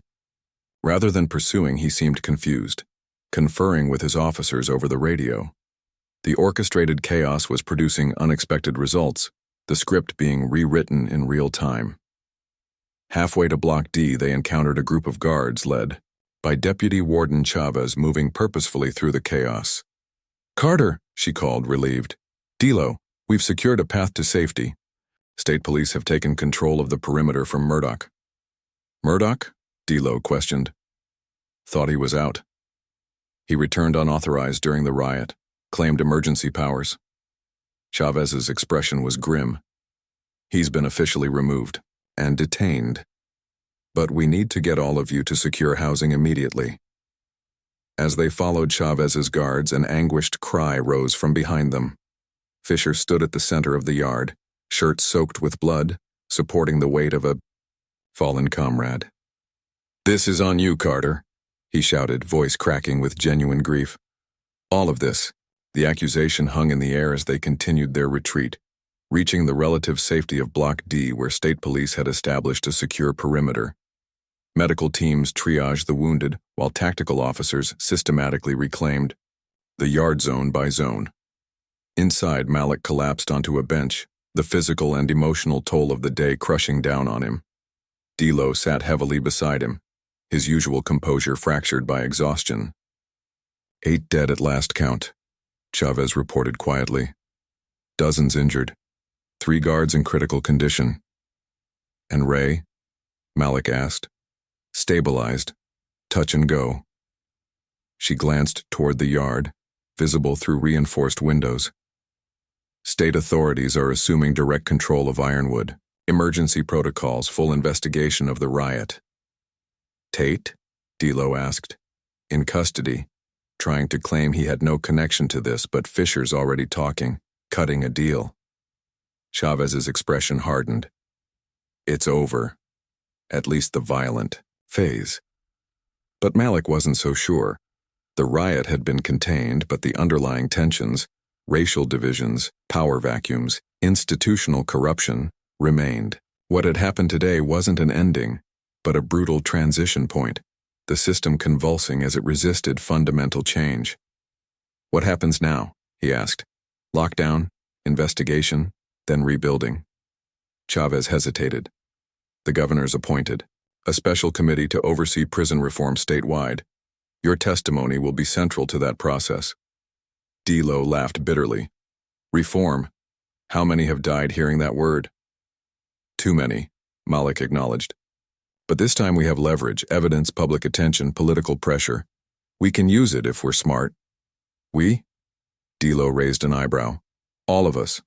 Everyone who survived this." Malik looked around at the wounded, the exhausted, the traumatized, inmates being processed into secure housing. This riot wasn't just Tate's doing. It was the system's final, desperate attempt to maintain the status quo, which means we're winning. As night fell over Ironwood, the facility settled into uneasy, quiet. Emergency lights cast harsh shadows across the yard, illuminating the aftermath of violence. Bloodstains, broken equipment, discarded weapons. State police and corrections officers patrolled in force, maintaining the fragile peace. In the medical unit, Malik sat beside Ray's bed, the older man's breathing labored but stable. Across the facility, in separate isolation cells, Tate and Murdoch awaited transfer to county jail. Fisher and his lieutenants occupied another secure unit, now calculating what testimonies might save them from additional charges. The battle had exacted a terrible price. But in its chaotic violence, it had also severed the final threads of the old order, creating space for something new to emerge from the ashes. The aftermath of the riot transformed Ironwood beyond recognition. State police and corrections emergency teams maintained an uneasy peace as investigators documented the carnage, bloodstains on concrete, makeshift weapons scattered across the yard, the names of the dead recorded in official logs. The final toll: 11 inmates dead, 3 guards critically injured, 1 who wouldn't survive the night. 2 weeks passed under emergency lockdown. Inmates remained in their cells 23 hours a day, meals delivered through slots. Showers permitted only under heavy guard. The prison held its collective breath, waiting to see what would emerge from the ruins of the old order. In the medical unit, converted to a secure ward under state supervision, Malik sat beside Ray's bed. The older man had survived his injuries, but remained weak, his weathered face ashen against white hospital sheets. "Heard you're testifying tomorrow," Ray said, voice barely above a whisper. Malik nodded. "Grand jury proceeding. Closed session." "They bringing him in? Tate?" "And Murdoch. Fisher, too." Malik adjusted Ray's pillow gently. "State's building cases against all of them. Violation of civil rights, corruption, Criminal. Conspiracy. Fisher's cooperating, trading testimony for a reduced sentence. Ray managed a weak smile. Never thought I'd see it. The machine breaking down like this. It's just the beginning, Malik cautioned. Systems resist change, even when they're exposed. True, but you've done what no one thought possible. Ray's eyes held a mixture of pride and caution. Just remember, moments like this, when victory seems close, that's when the real danger comes. When hard choices reveal who you truly are. Before Malik could respond, a guard appeared at the door. Carter, Deputy Warden wants to see you. Chavez's office had become the de facto command center for the state's intervention team. The walls were covered with investigation notes, security, rosters, and timeline reconstructions of the riot. She looked exhausted but resolute as Malik entered. "How's Ray?" she asked, genuine concern in her voice. "Improving. Doctor says he's past the critical stage." She nodded, relieved. "Good. We've lost enough already." Chavez gestured to a chair. "I wanted to brief you before tomorrow's hearing. Things have developed quickly." "How so?" "Murdoch resigned officially this morning. No choice. The evidence against him was overwhelming." She slid a folder across the desk. "This is what we're submitting to the grand jury. Financial records, abuse documentation, witness statements. Some of it might be difficult for you to review." Malik opened the folder, confronting photographs of injured inmates, spreadsheets tracking abuse patterns, and transcripts of Tate's communications. One image showed Malik himself after the storage closet beating, his body brutally marked by calculated violence.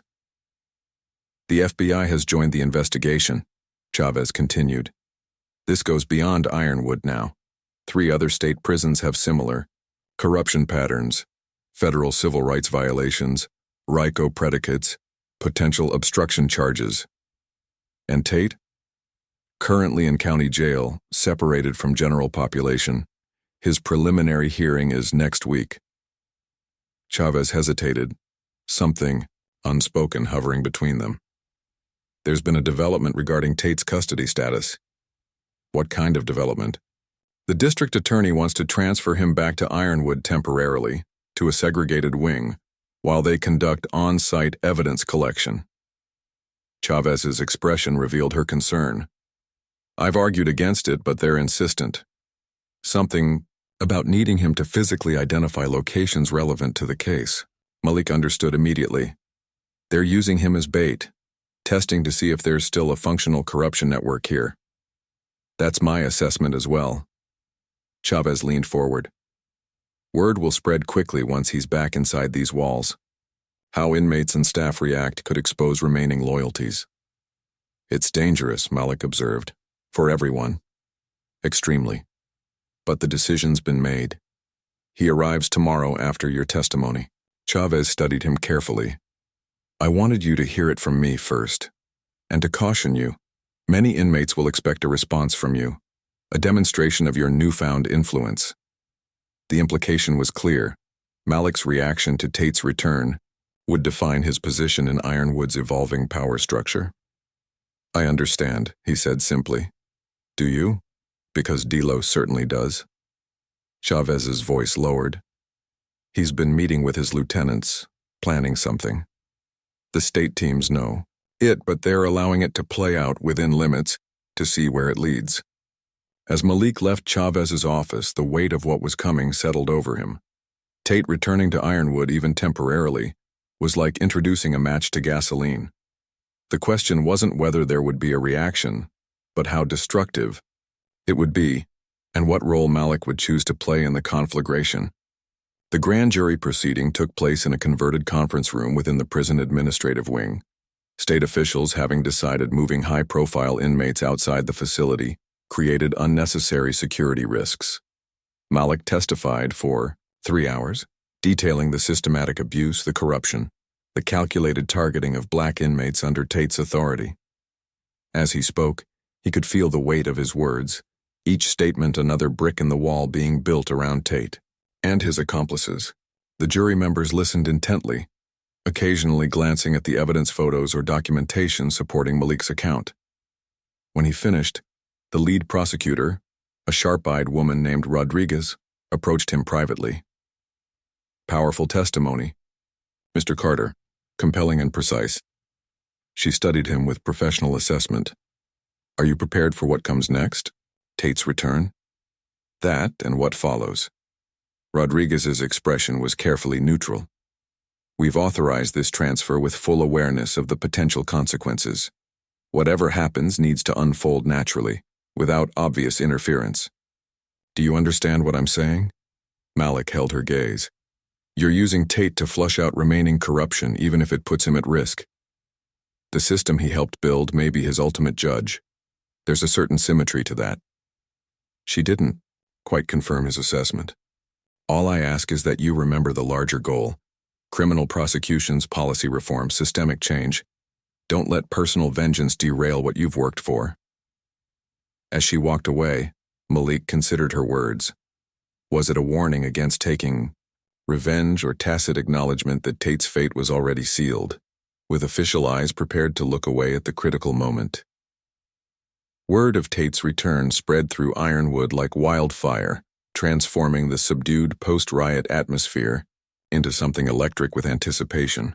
Though inmates remained under restricted movement protocols, information flowed through the prison's invisible network, whispers through ventilation ducts, messages passed during brief yard time, signals tapped through walls in coded sequences.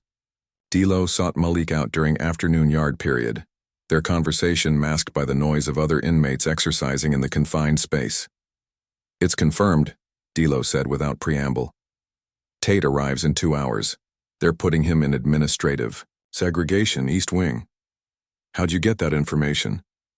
"New reality, brother. Guards choosing sides. Some figure cooperation with inmates like us is better job security than loyalty to the old regime." Dilo's eyes gleamed with dark purpose. "Question is, what happens to Tate now?" "Justice happens," Malik replied carefully. "Investigation, prosecution, sentencing." Dilo laughed, a harsh sound without humor. "That's what you're going with? The system suddenly works now because it's targeting one of its own? It's working because we forced it to, because we exposed the truth." "Truth." Dilo tested the word as if tasting something unfamiliar. "Let me tell you about truth. Fisher's cutting a deal that'll have him out in 5 years. Murdoch will resign, with partial pension. Most of the guards who helped Tate will be reassigned, not fired. That's the system's version of justice." Malik couldn't deny the assessment. "What's your alternative?" Dilo moved closer, lowering his voice further. "Tate passes through B-block corridor during transfer.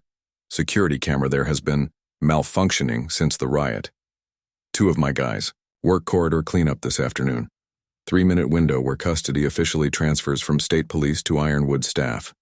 The implication was clear: an opportunity for direct revenge, carefully orchestrated, with tacit cooperation from guards who had chosen the new order over the old. "It would undo everything we've accomplished," Malik argued, "reinforce the narrative that we're animals who can't be trusted with reform. Or it proves that true justice happens when the people deliver it themselves." Dilo studied him intently. "You've started something bigger than you realize, Carter. Inmates in 4 state prisons are watching what happens here, right now. How this ends will send a message." "Exactly my point. No, your point is we should trust the same system that locked you up for a crime you didn't commit. The same system that gave Tate power for 15 years while he tortured and killed dozens of brothers." Dilo's voice hardened. "You get to make this call because you've earned that right. But understand what's at stake. This isn't just about Tate anymore. It's about what comes after." As Dilo walked away, Malik felt the weight of the decision pressing down on him. Revenge would be simple, satisfying, perhaps even justified in the moral calculus of Ironwood, but it would also perpetuate the cycle of violence and retribution that had defined the prison for generations. Justice through legal means offered systemic change, but also the real possibility that those most responsible would escape with minimal consequences, protected by the very machinery they had manipulated for so long. At precisely 4:30 p.m., A secured transport arrived at Ironwood's intake area. Sergeant Byron Tate, now prisoner number 458792, emerged in handcuffs and leg restraints, escorted by 2 state officers. His face showed the strain of 2 weeks in county lockup, unshaven, hollow-eyed, his customary arrogance replaced by wary vigilance. Deputy Warden Chavez met the transport, officially signing custody documents. He'll be housed in administrative segregation, no contact with general population. 2 officers on his door at all times. The state officers exchanged glances. Our orders are to assist with evidence identification only. Facility security is your responsibility. Understood. Chavez's tone was professional, but her eyes tracked the surrounding staff, noting who watched with particular interest. Let's proceed. The small procession moved through the administrative wing toward the secure housing unit, passing through corridors still bearing evidence of the riot. Broken, fixtures awaiting repair, scuff marks from crowd control maneuvers, the lingering smell of tear gas embedded in the walls. Tate said nothing, his eyes fixed forward, but his body language betrayed his awareness of his vulnerability. Each corridor brought new officers into view, some who had once followed his orders without question, now watching his passage with expressions ranging from indifference to barely concealed contempt. As they approached B-block corridor, the passage D-Lo had identified, Malik stepped into view from an intersecting hallway. He had official permission to move between the medical unit and his housing assignment at this hour, a privileged status earned through his cooperation with investigators. Tate's steps faltered momentarily as their eyes met. For a charged moment, the entire procession paused, the air thick with unspoken history. Carter, Tate acknowledged, his voice rough from disuse. Malik said nothing, simply observing the man who had orchestrated so much suffering, now reduced to shuffling through the prison in restraints. Somewhere in this corridor, D-Lo's men were waiting, prepared to deliver the sentence many believed Tate deserved. All it would take was a subtle signal from Malik. A nod, a gesture, perhaps just looking away at the critical moment. Chavez watched, the interaction tensely, her hand moving toward her radio, ready to call for backup but waiting to see how the situation developed. Nothing to say? Tate asked, a shadow of his old defiance returning. After all your righteous crusading? Malik finally spoke, his voice carrying in the quiet corridor. The system you corrupted is going to judge you now. There's a certain justice in that. System's rigged, always has been. You know that better than most. Tate's eyes narrowed. We're not so different, you and I. Both manipulated the machinery to serve our purposes. The difference is in the purpose, Malik replied. You used power to destroy. I used it to expose truth. Tate laughed, a harsh sound that echoed off the corridor walls. Truth? You still don't get it, do you? Nobody cares about truth. They care about order, control, keeping the ugliness hidden away where good citizens don't have to look at it. You think you've changed anything? They'll just build a new version of me, with better paperwork and cleaner hands. From the shadowed recess of a supply closet, Malik could see movement. D-Lo's men positioning themselves. The security camera above them was indeed dark, its power indicator unlit. The moment of decision had arrived. Malik stepped forward, placing himself directly in Tate's path. The escorts tensed, hands moving to their batons. You're wrong, Malik said, his voice carrying down the corridor, reaching the hidden figures waiting for his signal. Things change when people force them to change, when they refuse to accept corruption as inevitable, when they hold power accountable, even at great personal cost. Something shifted in Tate's expression, a flash of uncertainty, perhaps even fear. For the first time, he seemed to recognize that his fate truly rested in Malik's hands. Revenge won't give you what you want, Carter, Tate said, voice lowered. Trust me on that, if nothing else. This isn't about revenge. Malik held Tate's gaze steadily. It's about breaking the cycle, creating something better than what came before. With deliberate movement, Malik stepped aside, clearing the path forward. The hidden figures remained in place, Delo's men watching, waiting for a signal that didn't come. "Move on," Malik said, addressing both Tate and his escorts. "Justice is waiting." As the procession continued toward administrative segregation, Chavez released the breath she'd been holding. The corridor remained quiet, the moment of potential violence passing without eruption. Malik stood watching Tate's receding figure, feeling neither triumph nor disappointment, only the weight of a choice that would shape what came next, not just for him, but for Ironwood itself. Later in the yard, Delo approached him with questioning eyes. "You had your shot," Delo said. "Had him dead to rights." "And then what?" Malik asked. "Another dead body, another cycle of violence, another excuse for the system to reject real change. He deserved it." "Yes, he did." Malik didn't deny this fundamental truth. "But this isn't about what Tate deserves, it's about what we deserve, a chance to build something different." Delo studied him for a long moment. "You actually believe that's possible?" "I have to," Malik replied simply. "Otherwise, what was all this for?" As the sun set over Ironwood, casting long shadows across the damaged yard, Malik wondered if he had made the right choice. Justice through legal means was uncertain, imperfect, perhaps even unlikely. But revenge would have bound them all to the past, to the brutal logic that had governed Ironwood for generations. In choosing restraint over retribution, Malik had taken his first step toward a future not defined by the prison's dark history, a future difficult to imagine, but necessary to pursue. Whether that choice would lead to true justice or bitter disappointment remained to be seen. But for the first time since his arrival at Ironwood, Malik felt something like hope taking root.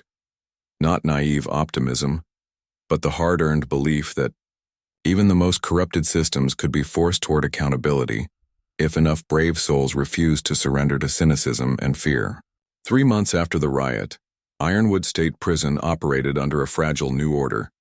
State oversight teams maintained a watchful presence, implementing reforms that transformed daily operations: body cameras for all officers, independent review of segregation placements, mandatory reporting of use of force incidents. The racial divisions remained, etched too deeply into prison culture to erase overnight, but the most blatant abuses had been curtailed. In a sparse interview room, Malik sat across from Marcus Foster, Aisha's legal contact who had become his personal attorney. "It's official," Marcus said, sliding documents across the table. "Judge Harmon has granted our motion for retrial based on newly discovered evidence of police misconduct in your original case." Malik stared at the court order, its legal language confirming what he'd fought for since his conviction. "Prosecution's position? They're not happy, but they're cornered. The arresting officer in your case worked closely with 3 officers currently under federal indictment for civil rights violations." Marcus allowed himself a small smile. "Plus, your sister's media campaign has made this a high-profile case. They know how it looks." "So what happens now?" "You'll be transferred to county pending the new proceedings. Bail hearing next week." Marcus organized his notes methodically. "Given the circumstances, there's a strong possibility the DA will decline to retry rather than risk further embarrassment." The news should have filled Malik with elation, but his response was measured, tempered by all he'd witnessed. "And Tate?" "Trial set for next month. Federal charges, civil rights violations, corruption, conspiracy. Looking at 20 to 30 years. Marcus studied Malik's face. "Your testimony will be central to the case." "I'll be there." After Marcus left, Malik returned to his cell to pack his meager belongings. His transfer was scheduled for the following morning, his final day at Ironwood after 6 months that had transformed both the institution and himself. Torres, who had become something of a friend, watched from his bunk. "So you're really getting out?" "Looks that way." "Deserved, man, after everything." Torres hesitated. "What happens to the rest of us? When you're gone, when the state teams leave?" It was the question that had haunted Malik for weeks. His victory, if it could be called that, was personal, But the system he'd helped expose remained fundamentally intact, despite the reforms. Would Ironwood simply generate a new Tate, a new corruption network, once the spotlight faded? Changes have been made, Malik said, trying to convince himself as much as Torres. Documentation requirements, oversight committees, accountability structures, it won't be the same. Maybe. Torres didn't sound convinced. Delo's been saying you should address the yard before you go. People want to hear from you. Malik had been avoiding this, knowing that whatever he said would carry weight he wasn't sure he wanted to bear. I'll think about it.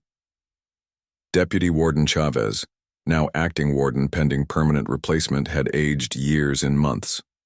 The strain of cooperation with federal investigators, managing the prison through crisis, and rebuilding its shattered systems had taken a visible toll. "Heard you're leaving tomorrow," she said when Malik was brought to her office. "Wanted to see you before you go." "Appreciate that." Malik took the offered seat. "How are things progressing?" 2 steps forward, 1 step back. Reform is never linear. She gestured to the stacks of reports covering her desk. New training protocols, staff reorganization, revised grievance procedures, all necessary, all inadequate in their own way. But still progress. Yes. She studied him thoughtfully. "You know, when you first arrived, I thought you were just another inmate who would either break or adapt to the system. Never imagined you'd end up changing it." "Not sure how much has really changed," Malik admitted. "More than you might think. Fisher and 6 other inmates have filed federal lawsuits based on your example. 3 other state prisons are under investigation. The governor's established a permanent oversight commission." Chavez leaned forward. Ripples becoming waves. "And you? What happens to you after all this?" "Officially, administrative leave pending investigation, then early retirement." She smiled without humor. "Unofficially, consulting work with prison reform organizations. Turns out whistleblowers have marketable expertise." "No regrets?" "About exposing the corruption? None." She hesitated. "About not acting sooner? Many." As their meeting concluded, Chavez handed him a sealed envelope. "From Ray. He asked me to give you this before you left. In the medical unit, now returned to its normal function after serving as a ward for riot casualties, Ray sat in a wheelchair by the window, sunlight illuminating his gaunt features. His recovery had been slow, complicated by age and pre-existing conditions. "Heard the news," he said as Malik entered. "Freedom suits you already." "Not free yet," Malik cautioned, taking a seat beside him. "Close enough. Matter of time now." Ray's weathered hands rested on a book in his lap, the same copy of The Count of Monte Cristo that Malik had been shelving the day the riot began. "You read this yet?" "Parts of it. Never finished." "You should. Man wrongfully imprisoned, escapes, orchestrates elaborate justice against those who betrayed him." Ray tapped the cover. "Difference is he chose revenge in the end. You chose something harder." "Still not sure it was the right choice," Malik admitted. "That's how you know it was." Ray's voice carried the weight of his decades of incarceration. "Revenge is clear, simple. Justice is messy, incomplete, but it leaves room for something new to grow." They sat in comfortable silence, 2 men who had navigated the darkest currents of the prison system and emerged with different fates but shared understanding. "What happens to you now?" Malik finally asked. "Compassionate release hearing next month. Medical condition qualifies." Ray gazed out the window at the yard where inmates moved in carefully monitored groups. "After 40 years inside, freedom seems almost more frightening than staying." "You'll adjust, just like you taught me to do." Ray smiled faintly. "Maybe. Or maybe some of us are institutionalized beyond repair." He turned back to Malik. "But you're different, always were. Remember that when you're out there. When the world tries to reduce you to your past." As Malik prepared to leave, Ray held out the book. "Take it. Finish the story. Then write your own ending." The yard was unusually quiet that afternoon. Inmates. Subdued by the lingering trauma of the riot and the uncertainty of the new regime, Dilo controlled the space now, his influence expanded by his alliance with Malik and his strategic restraint during the riot's aftermath. Leaving without saying goodbye? Dilo asked, falling into step beside Malik during the final yard period. Transfers tomorrow morning. Early. I know. Everything that happens in Ironwood I know now. There was no boast in Dilo's tone, simply acknowledgement of reality. You've created quite the power vacuum for when you leave. Not my intention. Maybe not, but reality all the same. Dilo surveyed his domain with calculating eyes. Guards looking for new arrangements, inmates repositioning, temporary administrators, bringing their own agendas. You're well positioned to shape what comes next, Malik observed. True. Question is what direction to take it. Dilo studied him thoughtfully. You had a vision beyond just bringing down Tate, beyond survival. That's rare in here. The vision doesn't have to leave with me. Dilo laughed, but it wasn't unkind. What? You think I'm going to become some kind of reformer? Lead peaceful protests for better conditions?